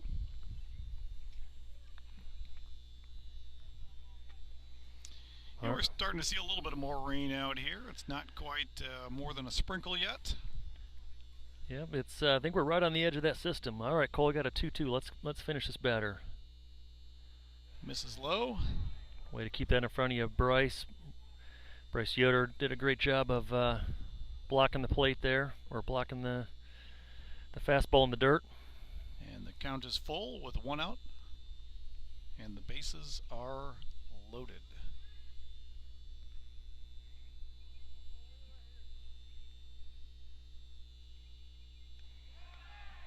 Actually, they're loaded now. That's right. That earlier stolen base, that runner got to second, so left first base open. So this is a big moment for the HSE hitters. See if they can't close the gap even more. With only 1 out, bases loaded. Big moment for Cole, too. A chance to bear down. Work through these pressure situations. This happens. And you got to be ready to deal with it. Oh. And he hits the batter for a run. I think that one just grazed him at best. Yeah, pitch was inside. That brings Coach Bile to the mound. And it looks like Jaden Lepper is coming to the mound also. I don't know if he's just coming to be as a part of the infield or if he's coming to take the rock. Well, looks like we just had a couple folks jog out from the dugout. So when JP goes to pitch, that usually brings Brendan Weigert to short. Yep, looks like Cole's going to sit down. And then that usually brings Gabe to second base. Well, Cole had a good inning in there. Yes, he did. Yes, he did. Just But sometimes he seems to be a little Jekyll and Hyde from inning to inning. yeah, that is true. And it's still early in the season, so I fully expect him to get more and more consistent and No question. be a huge part of the Homestead pitching staff. And Oh, I think that's exactly what he needs. Just more innings pitched, Yes. and he'll settle in, and he will be our ace by the playoffs. yeah, lefty like that, you can throw probably 90 miles an hour, and with that curveball, the more consistent he gets, he'll be a great weapon to have. Well, Jaden Lepper usually is pretty good with hitting his spots and doesn't walk too many batters. If he keeps it low in the zone, mixes it up, get a couple ground balls. And we're in a situation where a force out at home might be able to, on one of these ground balls, get an out and get the 2 outs if we can. And he does a good job as a ground ball pitcher. But sometimes you see some of these better teams that get onto him relatively quickly.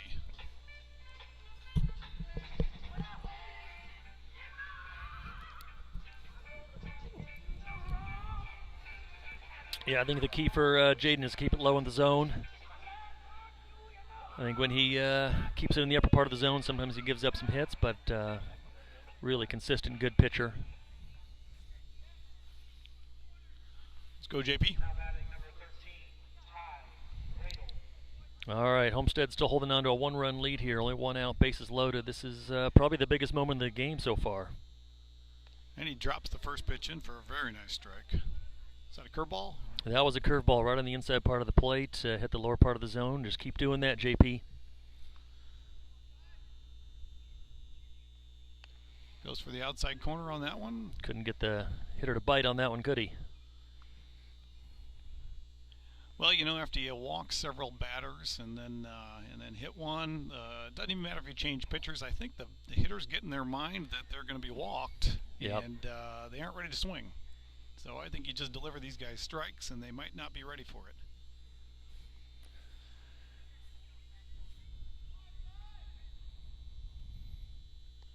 Just missed. 3-1. 3-1. Just got some good information from Jason. This is the second time we've subbed pitcher with bases loaded this game. Let's talk about learning how to handle pressure situations. Well, when he missed. And he walks a run in. And this game just tied up. Tie ball game. You hate to see that, and you especially hate to see it when you're just giving them all the runs. Still only giving up 4 hits, but we've given up 11 runs. That's amazing. Reminiscent of the game against Cathedral a couple of weeks ago, where Yes. at one point in the game, the other team had 5 runs on no hits.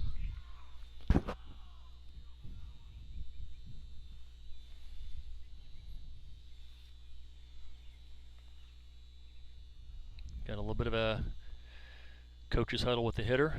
Probably And with 1 out, probably wants to see a strike before we swing the bat, since we've walked several batters in a row now, with a couple different pitchers.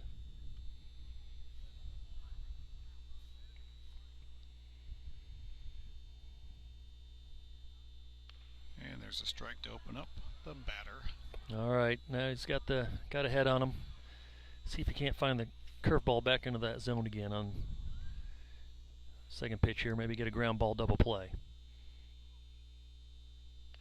And I think get him with a fastball. on Yeah, that one. snuck another fastball by him. And it's 0-2.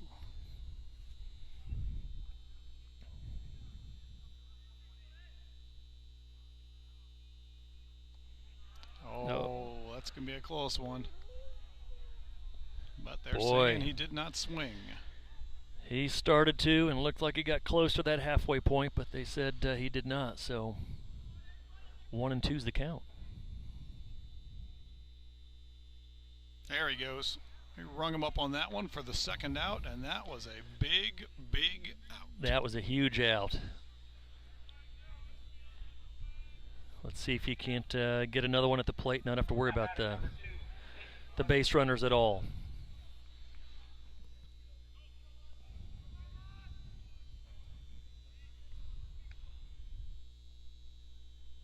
And a big swing and a big strike. Gotta hit him on this one.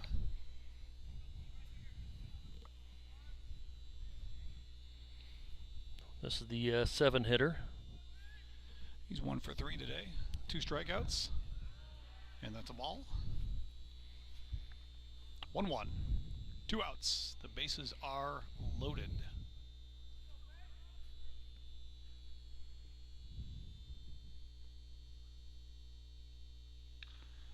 And he follows that one back behind the plate.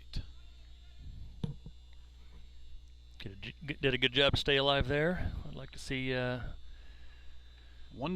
Jaden Lepler curveball low and outside right here. See if you can't get him to nibble on that.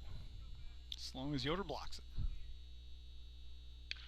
He rolls over on that one to third, but it sneaks through. A run's going to score. Oh, that's tough. There's not much of a window there between Graham Collin and Brendan Weiger, but he just got through. A seeing eye single, and they take the lead. Now batting number 26, Eli Miller. And you talk about a high-scoring game, 12-11. I'm pretty sure this is the No highest-scoring kidding. game we have seen yet this season. No kidding. And that's a called strike. Base is still loaded for HSE on that single. Still looking for that third out.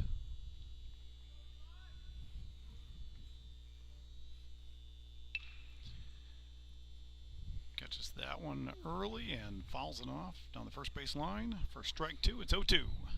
2 outs.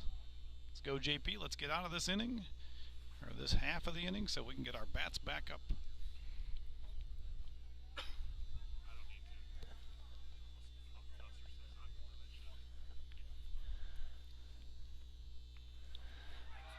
The ball that just got away behind Yoder, and a run comes in. And now it's 13-11. Boy, that's unfortunate. Ball was a little high. I'd like to see Bryce be able to pick that one. Unfortunately, another freebie. Hate to think how many free ones we've given him today. Out of their 13, I wonder. Yeah, that's a good question. They only have 5 hits. Being able to generate 13 runs out of only 5 hits. Boy, that's a tough call. Yeah, it sure is. That That looked like a strike to me. Looked like a good curveball that dropped right into the top of the zone, but umpire says no. He's not been calling that for us. And that one's low for full count. This is where Jaden, just keep it low if you go to the fastball.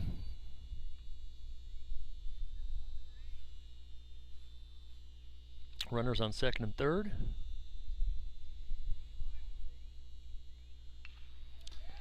And the hitter battles. Fouls it off. Full count with 2 outs. These HSE runners are going to be starting early. And welcome to our 7th viewer, whoever you might be. Jaden's going to the windup here, so chance of a pickoff's not going to happen. And ball 4, and the bases are loaded again. I think this game is spent about 90% of the time for both teams with bases loaded. Now batting number 4, Jason Detman. But coming into this inning, we were up by 2, and Now we're down by 2. Now we're down by 2. Bases now loaded again. Actually, we were up by 3 when we came into Yes, this. yes, you're right. This has been a 5-run inning. This is the second big inning for HSE.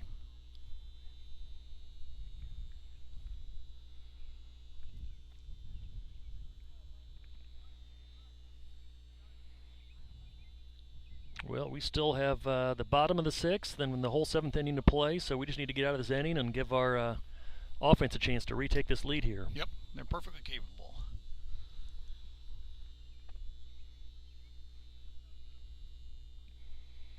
Jaden's still working from the windup. They show bunt, ball 1. Do you think they would bunt on 2 outs here? You know, that'd be pretty surprising. I think that was just to show bunt and get him to throw a ball, which worked. Ball 2. Now he's behind 2-0.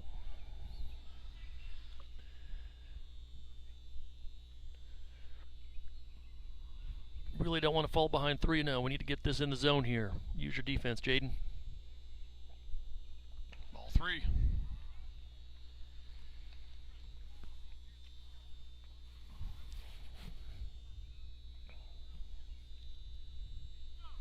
I would expect the red light for the HSE hitter. And Jaden throws a strike. 3-1. Working behind here. Let's see if he can put another one over the plate, because I don't expect this batter to swing. I don't care if it is a strike. I would agree. And he hits the spot. Great pitch, Jaden. I think that hitter thought he was going to be going to Yes. first on that one, but now the question whether or not this hitter is going to even be thinking about swinging or just going to watch it no matter what. Let's see what Jaden's got here. He puts it right over the plate.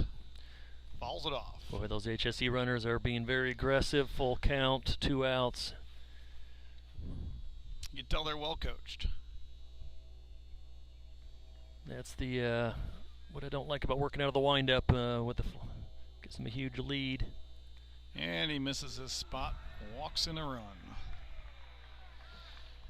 Well, I got to say, you know, we do have a very, very deep bench of pitchers, but this season we've had our share of trouble with freebies. Yes, you're right. That's been our Achilles heel, frankly. I don't think anybody's out hit us necessarily, or Not a outplayed chance. us, or outpitched us. We just between walks and some freebies with some passed balls. Yeah, we haven't had a game yet. I'm pretty sure I'm accurate on this when I say we haven't had a game yet where we've been out hit.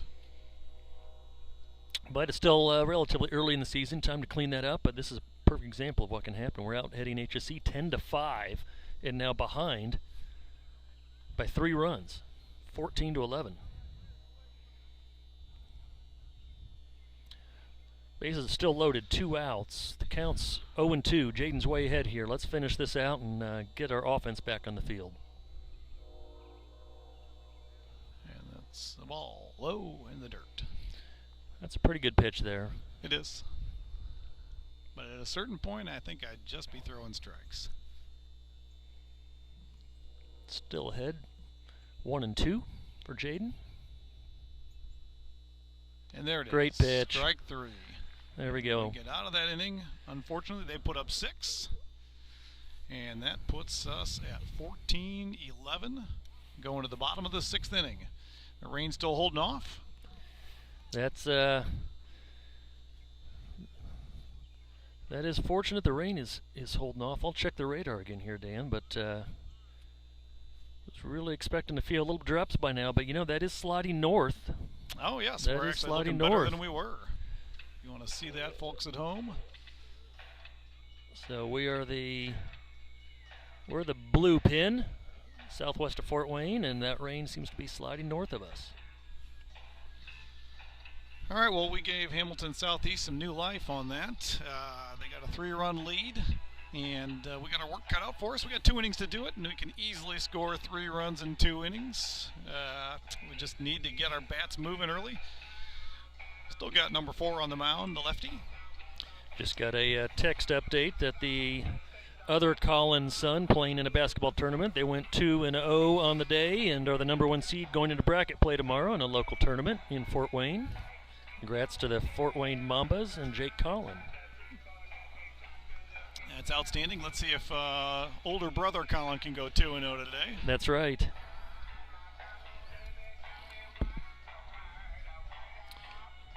Well, Dan, I'm not sure if we started on time at 11 a.m., but we're approaching 2 o'clock, and we still have an inning and a half to play here in the first game. Yeah, and I just got a message from my wife saying this is the longest game ever. Yes, it is. So I suspect she agrees with you. Leading off for Homestead, number 2, Jaden Pepper.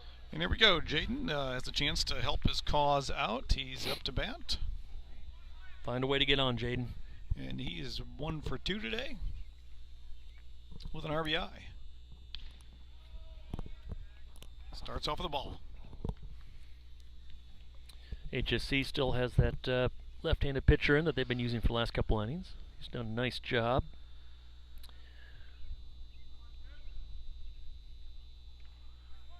Staying on the outside there, isn't he? Puts one in for a strike. 1-1.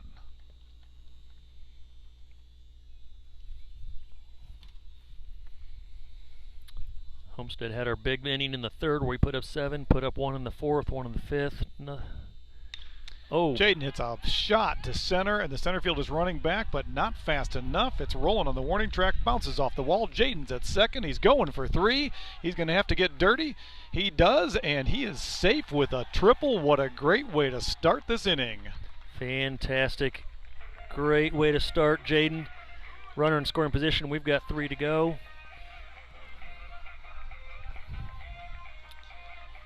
And we see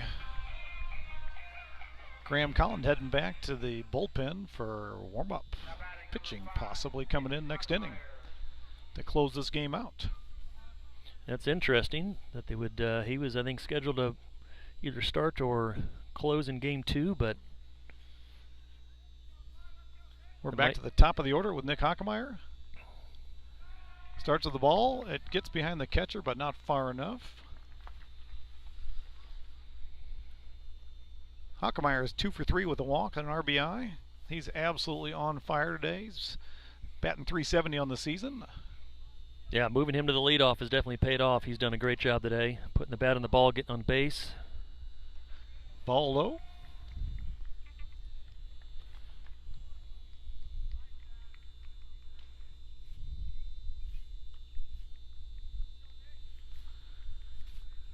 Two-oh.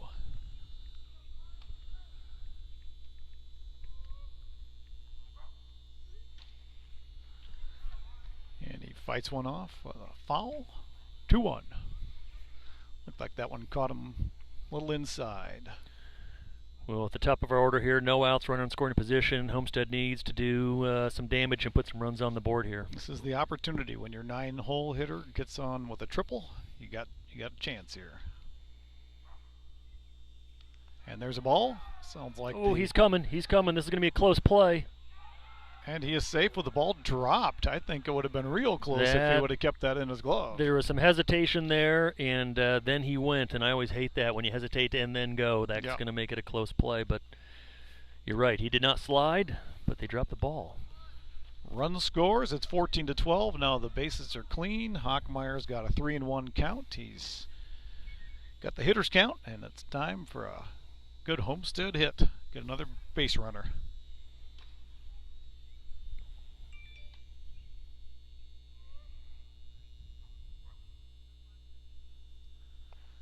And he walks. Well, at this point, just getting base runners any way you can. We'll take it. And again, he did a great job of getting on base with Carter sitting behind him. Now, Carter hasn't had his normal day, but he is due.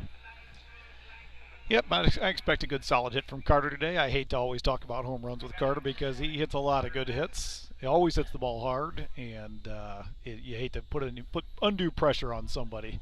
So well, he's made it so routine, we just expect it. It's unbelievable. You're not kidding. It was getting to the point where you felt like it was a home run a game.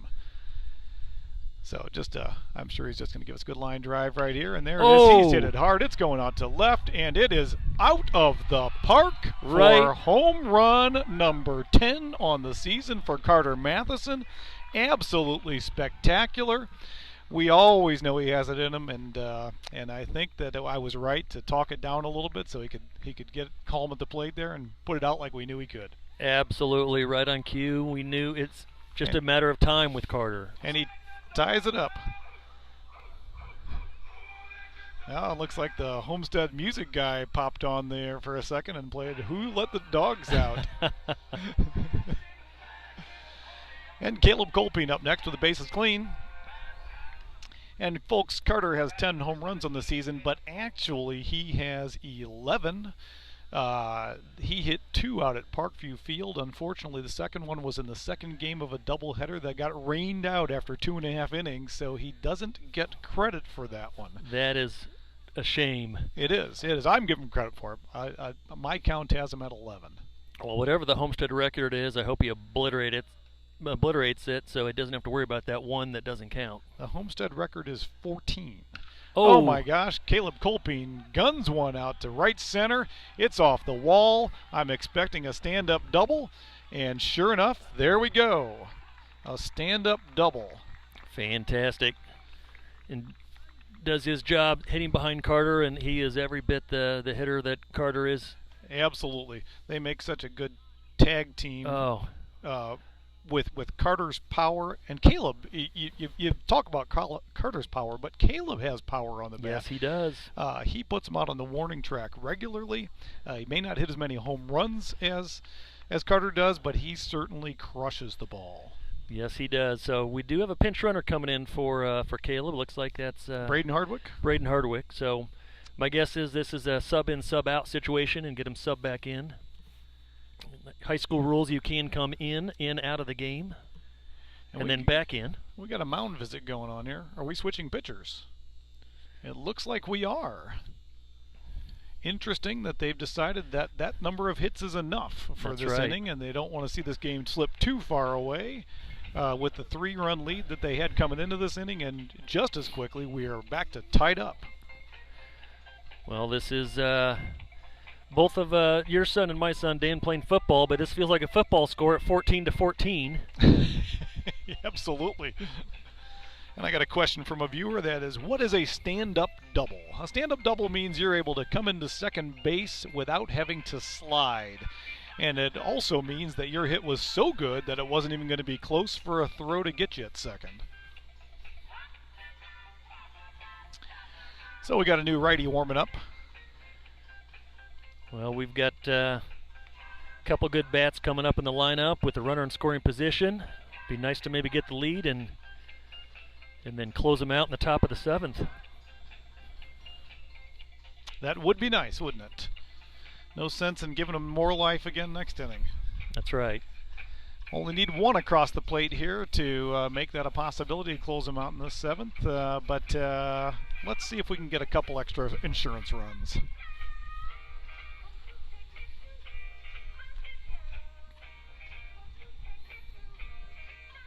Brendan's another dangerous hitter for Homestead. I don't think I've seen Hardwick attempt to steal third yet this season, but he certainly pays close attention to what's going on in the game, and I don't doubt that if a ball sneaks by the catcher that he'll be standing on third in short order. Yes, that is true. One little bobble and he'll be at third. And Wiegert's up. Brennan's 0 for 3 today, and that is uncharacteristic. He is absolutely due, and I expect that he is going to punish the new pitcher to welcome him to the game. He's been close. They're all been flyouts, so he's putting the bat on the ball. Just needs to straighten it out a little bit, and he'll be fine.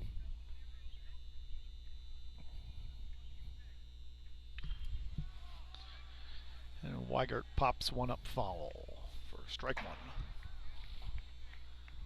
And you couldn't hear it from the broadcast probably, but that thing banged when it hit the aluminum bleachers up there. Yes. Yeah, it's interesting. They've got the club seating there in the middle, but they still have the traditional aluminum bleachers on either side. They need another donation, perhaps from a new parent of a Huntington player. I'll pass the word on to Jason Krauskopf. Wiegert's 0-1. And that's a ball in the dirt, and Braden Hardwick going for third, but it looks like it could be on time, but he is called safe. They said that he was away. The ball was there in time, but he slid far enough away from the bag that I think the swipe missed. Good bit of base running right there. Well, we called it. We knew he might be off on any bobble, and he sure was. That was a close play. I think we got a 1-1 count here. Well, the go-ahead run sitting at third. Looking for a pass ball. Ball in play. Infield's in for HSE. They know that runner represents the go-ahead. That's right. You can see the infielders getting close to that grass. Going to be moving forward. And that's called strike. 1-2. Got no outs here. All right, Brennan. Put the bat in the ball here. Man on third. I'm calling it right here. This is going to be a pass ball with a score. Well, not quite, but it might well be a sac fly. Should be deep enough. And Braden's going, and he is going to beat it by a mile. There we go. Way to do your job, Brennan. Sac fly, run scores, 1 out. 15-14, Homestead takes the lead. Once again. That's I right. wonder how many lead changes that we've had here today. It looks like Homestead started off with the lead at the beginning, and then they scored 5 in the top of the third to take the lead. Then Homestead scored 7 in the bottom of the third to take the lead back. Then they scored 3 to take the lead back. Then That's Homestead right. scored 1, and then 1 again to take it back again. This has been a very unusual baseball game. I was not expecting this high-scoring affair. And Luke Palmer laid on it again, and he falls again. Yeah, It looks like. Yeah, something. Is that a foul off his foot, maybe? Nope, he's taking his helmet off. Looks like it's an out. Not sure what happened there. Okay. We'll have to watch the tape after the game and see what exactly is going on there. I'm going to call it right now. He's going to need new shoes. So.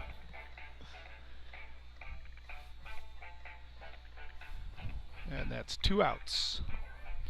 Micah Long back to the plate. See if Micah can't get something going again for us. Love to get one more run in there somehow. That would be great. Could use some insurance here.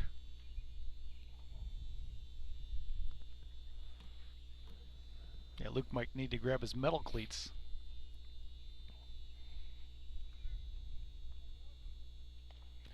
Big swing and a strike. Yeah, they play in so many different surfaces now. The type of shoe does matter. I know Graham, it's got plastic cleats, metal cleats, and then the turf shoes, and it's never know what you might need. And that one's in the dirt. 1-2. 2 outs. Bottom of the 6th, Homestead with the lead.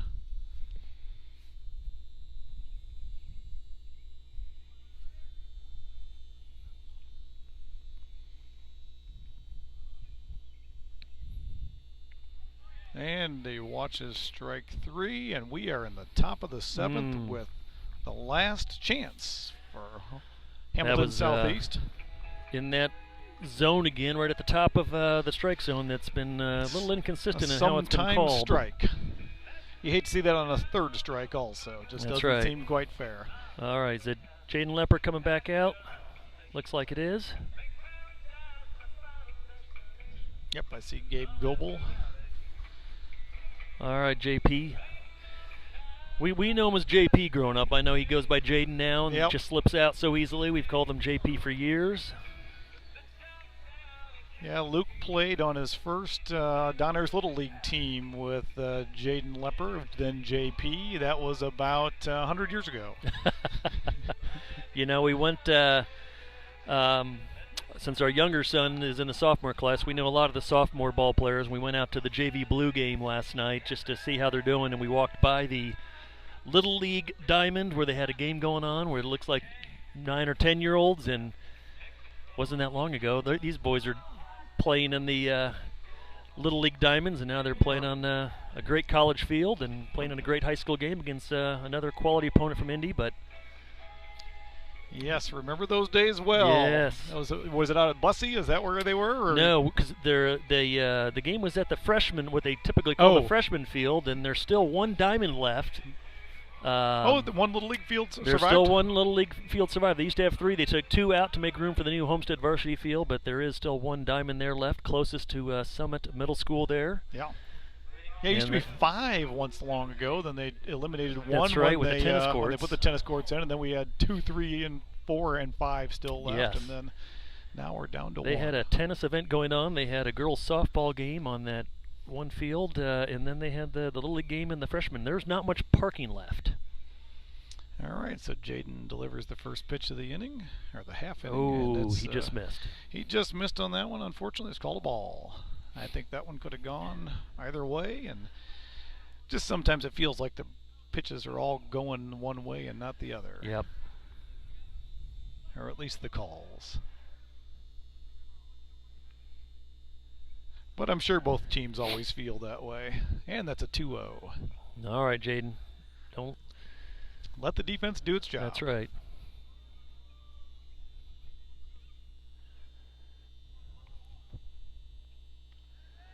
And he misses on ball 3. 3-0. Boy, a 1-run lead. Hate to put a base runner on. And he walks him with 4 straight pitches. I think it's time to stop nibbling on the edges and start throwing strikes. And the coach is out there, and it looks like we're about to change pitchers again. Yep. Graham Collin coming out.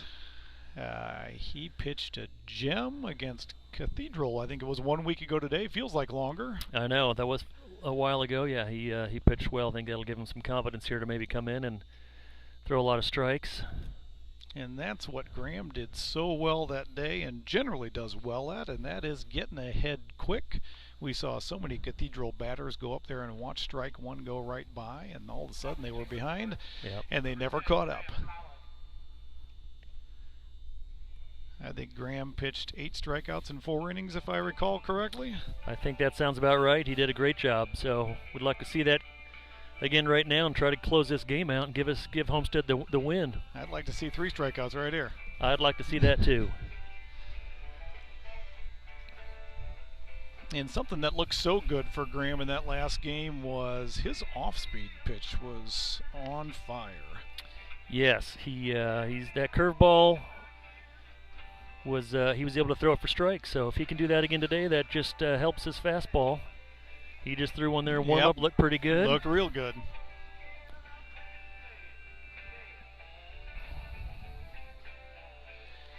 And I fully expect this batter is going to watch the first pitch go by, no matter what it is. Yes, they're definitely going to be conservative until they know someone can throw strikes. So hopefully Graham can come through and do that.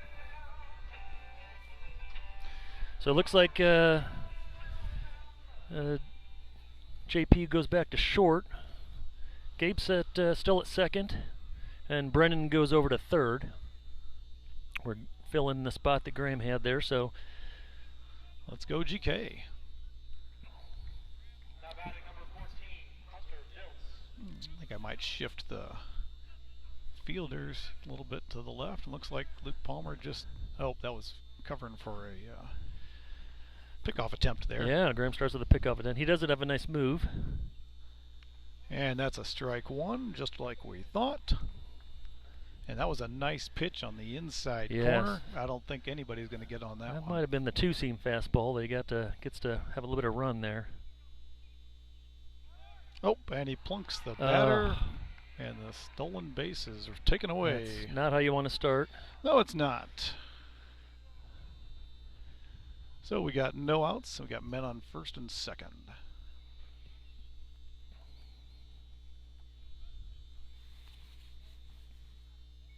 Now batting number 12, J.T.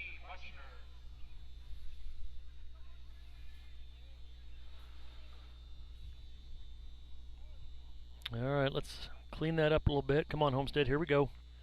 Need it out. And that's a great pitch, fouled back for strike one. Got a head on this guy too. 0-1. I'd like to see a nice double play grounder right here. Yeah, we haven't turned two in a little while, have we? Not sure we have turned two. Maybe one time.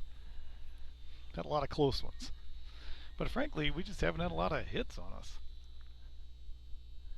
Conversation going on here between the third base coach and the umpire. Not sure what they're talking about. And the second baseman and the base runner on second. Conversation going on there too. Now he's talking to the home plate umpire. Not sure what the discussion is.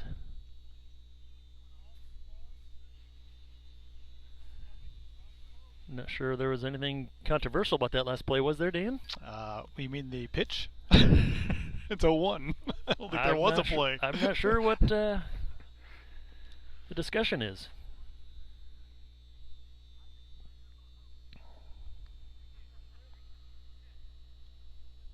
And drops that one in for a strike. 0-2. What do you expect here?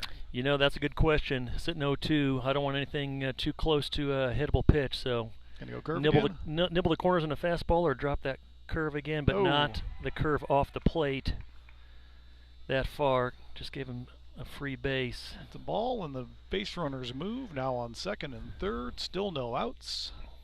That's where you'd like to see maybe if you're going to go curve, just keep it low. Give him a chance to block it. 1-2. We're going to need a couple strikeouts now to Yeah. keep these guys from running. Infield is in for Homestead. They want to keep that run off the board. And he plunks him. Bases loaded. Unbelievable. That's just unfortunate. Homestead's struggling today from the mound. Yes, they are. Any of these guys on the bases with a hit? I don't think so. I don't think so. This is Batting number 13, Ty Radel. not what we were hoping to see today, but yeah, you're right. Pretty much all their pitchers across the board have struggled with this. And the bases are loaded yet again. And still don't have an out, do we, Dan? We do not. Oh, and that one gets away from him, but it's caught for a ball high and inside.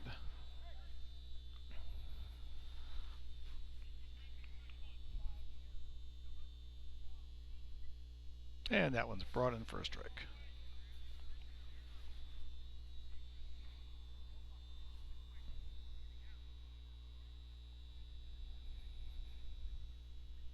And there's fouled off for strike two, and it's 1-2.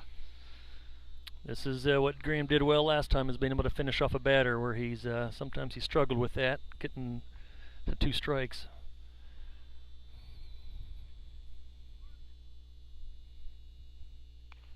And that's ball 2-2. Boy, the HSE batters are just not swinging a whole lot on the. They're not chasing pitches outside the zone. That's a good disciplined team.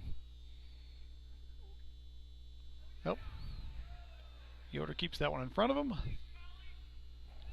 Ball 3, and it's full count. Bases loaded. No outs. 1-run lead in jeopardy. He doesn't have quite the control he did last weekend, so he just got to get a fastball over the plate here. He does, and that's fouled down the third base line.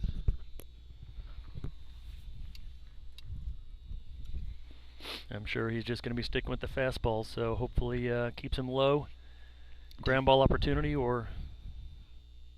Oh, And he walks in the run. he is just not able to find the zone. And it's all tied up. HSE was still 5 hits on the day and now 15 runs. You don't like to see So that. now we got to really try to keep the next run off the board. And with no outs. I'm guessing Coach Bile over there is scratching his head. I would say And that's a strike. you're right. This is the 4th pitcher, and we just haven't been able to find somebody that can just pound the zone and make him swing the bat a little bit. And there's a strike. Got him chasing that one. Yeah, we really need an out here.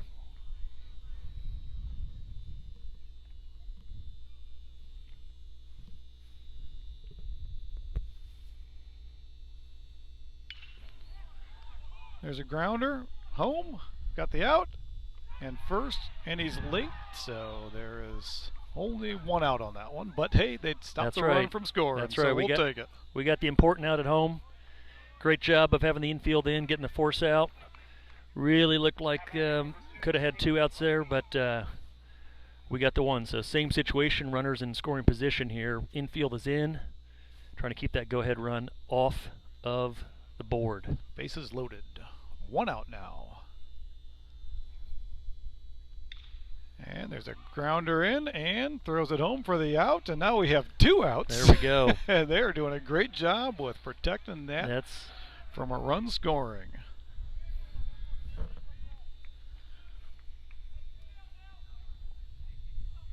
all right. Infield should be back to their normal depth. Take another ground ball out. Keep that runner off the board. And go see if we can't win it in the bottom of the 7th. But let's finish the job here in the top.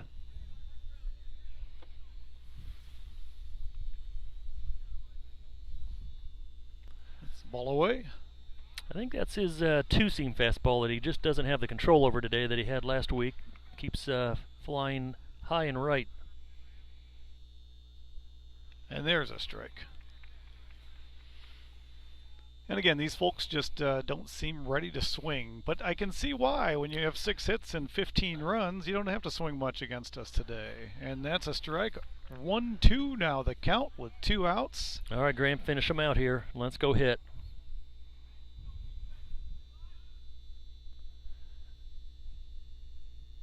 And that's Oh. unbelievable that was called How a ball, is that folks. not a strike? You saw the whole Homestead team running into the dugout, and You the know, ump called it a ball. And there he gets him swinging. It's a grounder in the infield. He picks it up, and he takes his time, but gets the out. Yeah. Oh. Oh, they called it foul, maybe? No one's running for the dugout. They must have called it foul ball. He picked that up foul. We couldn't see that from out here. What is going on? That's the question I had. Count remains 2-2. We got a low battery warning on our iPad. And there's a foul down the third base line, way out into left field. That batter's doing a good job of protecting. Yeah, he is. Graham's still got a pitch to play with. Love to see the curveball here. Just over the plate. Over the plate would be nice. 2-2. Even a little low, just so give Bryce a chance to block it if it's in the dirt.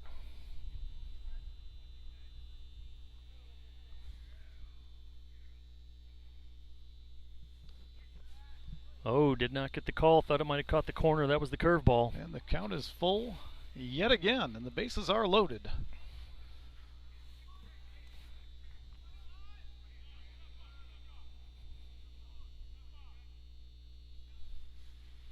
Oh, got an umpire discussion here. What? Maybe they're going to change that ball to a strike. Apparently not. Not that I really thought they were going to. Yeah, what would that discussion be, Dan? Not sure what that would be about. Full count. And Can't imagine the field umpire going to change the call there, would he? Yep, and now the home plate ump is backed off again. You know, being in center field, we're not really able to hear what's going on, so we're not sure what this is, but here comes the full count. Oh, Or was the count the wrong? count was wrong. That's what that was. So now the count's full. That was a 2-2. So now we are probably full. And ball 4 scores a run. Well, that's disappointing. Another freebie by the Homestead pitching staff. And the lead changes again.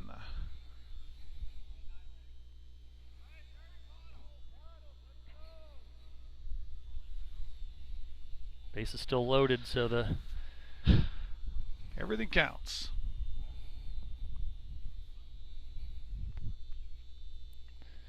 HSE coach is walking up. I think he's not sure what he's doing. I think he's probably questioning the 5 hits and 16 runs. It doesn't seem possible. No, it's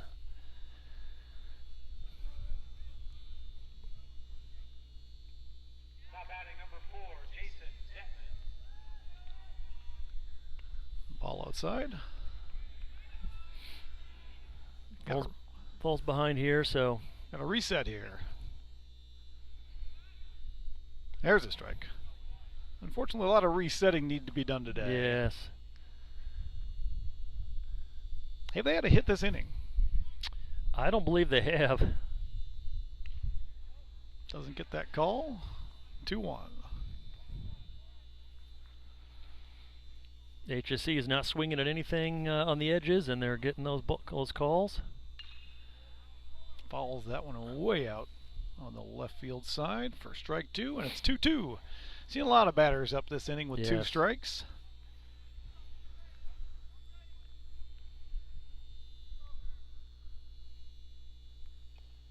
And finally, he gets the low strike called for the out, puts the dagger in the half inning, Ooh. and Homestead's now down 1. Boy, That's unfortunate. We had the 1-run lead and hoped to close it out, but we just too many walks and too many freebies, and we're kind of been doing that all game long, giving up 16 runs on only 5 hits. It's just unbelievable. Doesn't even make sense. So now we not only need to score one to keep the game alive. And I think we're coming up with our 6, 7, 8s. That sounds about right. Who was our last batter? Oh, Graham's up to bat. Graham is up, so Mike was the last batter. He has been putting the bat on the ball. Well, yeah, we're going to... Graham's got a chance to help out his cause. And it's starting to sprinkle on us again here. Yep.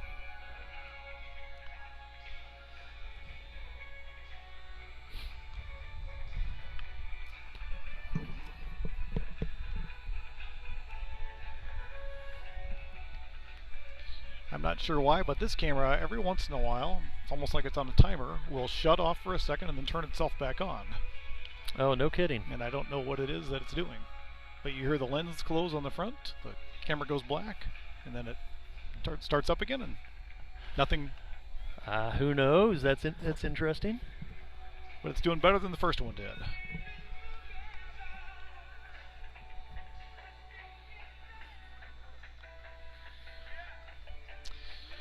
All right, GK, let's get this started. That's right. We need a base runner. We need a base runner, then we can move him around. So Yep. Graham's job is to get on base however you can.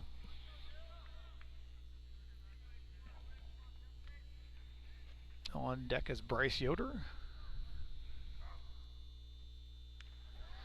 And I hear the Homestead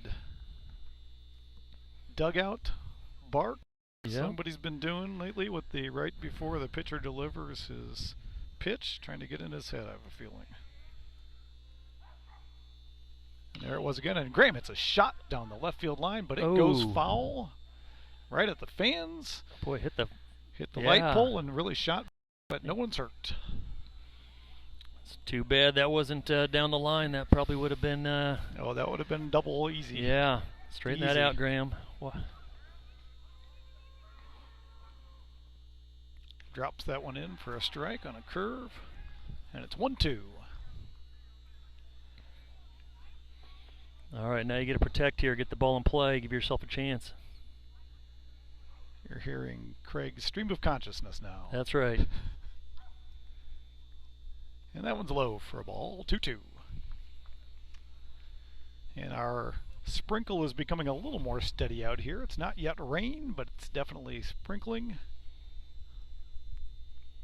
I see some umbrellas coming out here and there, and the fans. And Graham takes one down the right side this time. Foul. Good protection. Hit that one hard. Yeah. I would have taken either one of those fair know. balls. That one might have gotten 3. He's still battling. Getting the leadoff runner on for the inning would be great. It was a high one, should have been a ball, and he took it back foul and protecting. Good job. 2-2. I've seen a couple umbrellas breaking out here, Dan. I don't like the look of it. All my electrical equipment standing here right next to us. Oh, and Graham takes one. There we go. He's hitting. That's what you want. Get the leadoff runner on. 7 pitches. So, Dan, do you leave Graham on, or do you get a pinch runner in there? I don't know who you'd choose at this point because we've already had pinch runners in for other people, and I'm not sure we got somebody we can use. I don't know what the rules say. Yeah, I'm not sure. I'd love to see Bryce Snyder come in here maybe if Graham's fast. has to pitch another inning, though. Yep, that's right. That's right. We'll see, but it looks like they're going to leave him in. Guy fast on the bases. That's the reason why I think you might leave him. And who is this? Yoder up to bat? Should be Bryce Yoder if the order. Yes, Bryce Yoder. 1 for 3 today. And off a dump back to first. All right. Go, Bryce. Move the run over a little bit. We got to get Graham in to keep the game alive. I would expect several pickoff attempts. I think you're right. Never sure who that disrupts more, the hitter or the pitcher, though. You're exactly right. I'd love to know the percentages on next pitch thrown as a strike versus ball after. There comes the bunt. Oh, wasn't able to put it down. Looks like they may go small ball here. That's going to be Is that strike 2 on Bryce? That's strike 1, I think. I think That's we had a strike pickoff 1. attempt. All right, so third baseman's playing pretty short for HSE. They're going to expect that bunt again. I think they know.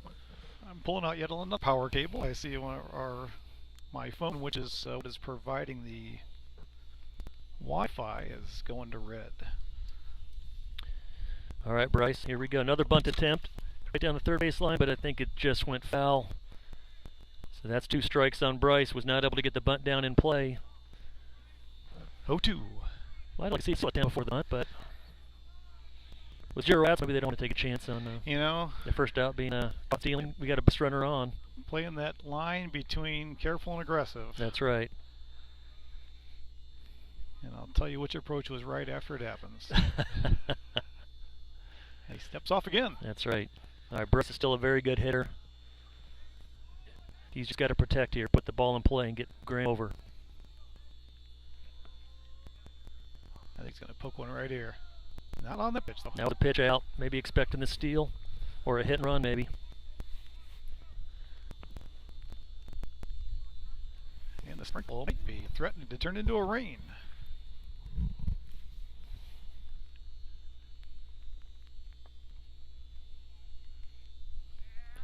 And my umbrella's 450. He's still going to have to bat up there.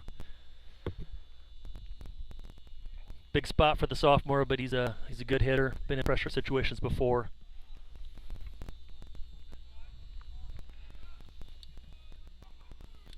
Oh, Deep left, it and is. is over there. That's just for Graham. Another one track. Graham is going around third. Nick Bile waved him in, and he's gonna. They're not going to throw. He is safe to tie the game, folks. Fantastic piece of hitting. A stand-up double fielder. Fantastic piece of hitting. He stayed alive with battling some foul balls off, and not only does that tie the game, we now have a pinch runner, Bryce Snyder, maybe the fastest kid on the team, sitting at second base, which is the winning run. We have a 16-16 ball game right now. Well, it's not a low-scoring pitcher's battle, but it's an exciting. This has certainly not been a pitcher's duel. And Jaden Lepper coming up. All right, Bryce. Watch for a ball in the dirt. Maybe we can get a freebie. Jaden is 2 for 3 today, and I think we'll recall the last at bat. He pounded one.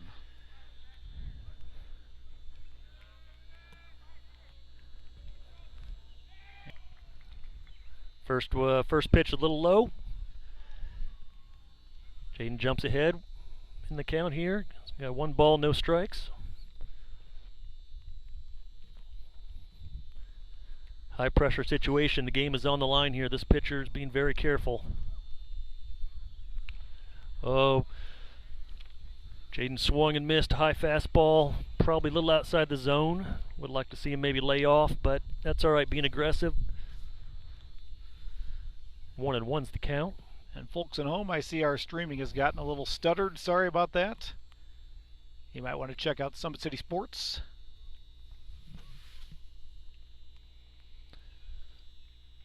Swung got a piece of that, but that's going to put him behind 1-2. Are we losing the feed a little bit? Yeah, it looks like it's something to do with a low battery. I'm getting a message, do you want to disconnect from Dan's iPhone, because the iPhone has a low battery. Got it. You need to switch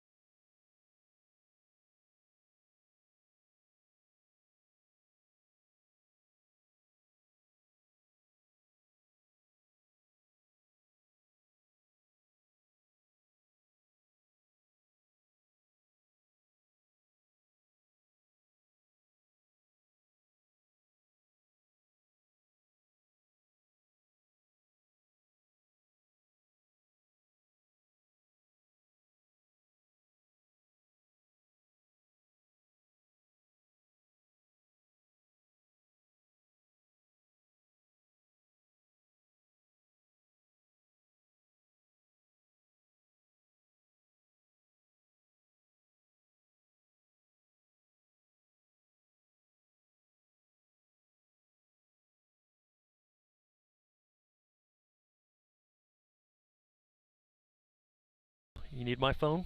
I'm sure your password would be a mile long.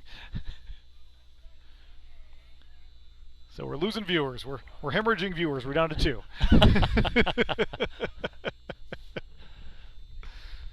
But folks, that's what happens when you have a game this long. That's right. We were not expecting the, and that's only his pitcher's being very careful, taking his time. Jaden then steps out of the box.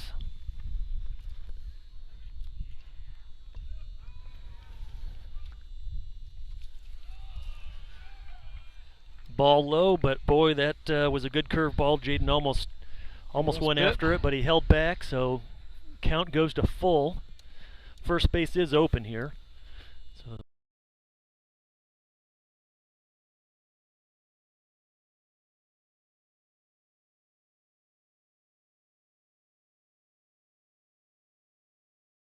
pitcher's probably still not going to give him anything juicy down the middle.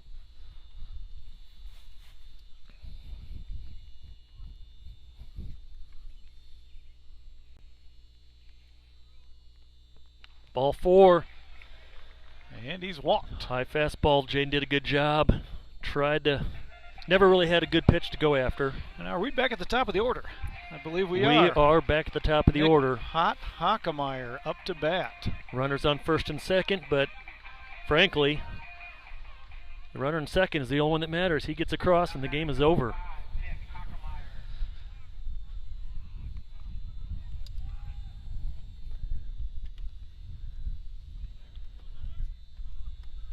Apparently drawing too much juice on too many items here. Another thing to work on. We are running a broadcast booth off of what, 1 cell phone battery? Our video may have caught up now. All right, Nick. Put the bat on the ball. Stay hot. Wait for your pitch. He's ahead 1-0. Runners at first and second. Counts 1-0. Is that a called strike? That was a called strike on the outside there. That's probably still a good pitch to lay off of.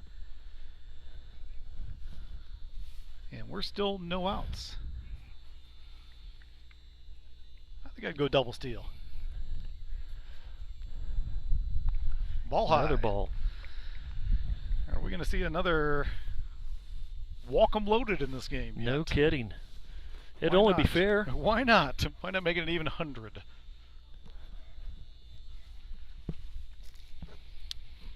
All right, Nick. Ooh, not even close. 3-1. Well, their pitching staff is having similar problems now that our pitching staff had. It's contagious. Sometimes it is. And you've got Carter Matheson in the on-deck circle with yeah, I'm sure he wouldn't mind no an outs. opportunity for a walk-off. But neither would Nick, and there it is, folks, right over the head of the second baseman, and Bryce rounding He's going to hold him third. up. He's going to hold him up. And they held him up. You know, I think Bryce had to hesitate just to make sure it got down. Yeah, he didn't get the jump that you would You're right. hope, but he had to make sure it freeze got on down. the line drive. He had to make sure it got down. So he played it right. And so we got bases loaded, and Carter Matheson with an opportunity to grand slam to finish the game. Could make it 20-16, or let's just put a bat on the ball and put somebody coming. A sac fly. Hit it hard. Exactly. Hit it hard, Carter. Doesn't matter where it goes. And if you're this pitcher, you have no choice but to throw strikes.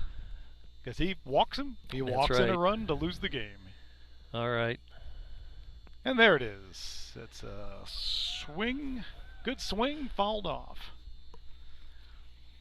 Every time Carter swings the bat, you just expect it to go somewhere. You do, and I hate to put that pressure on anybody. 0-1's the count here. Still in a good spot though for Homestead. No outs. Carter Matheson at the plate. And blown away.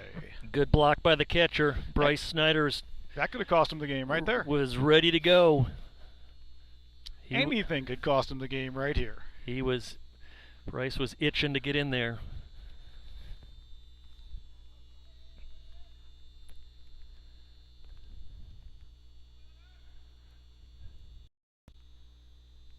And it's a ground ball to the Oh. second baseman. He throws it home, gets the out. Oh, did he drop it? He did drop it. No. What's the call? What is the call? It looks like he dropped it, and this game is over, folks. Oh my.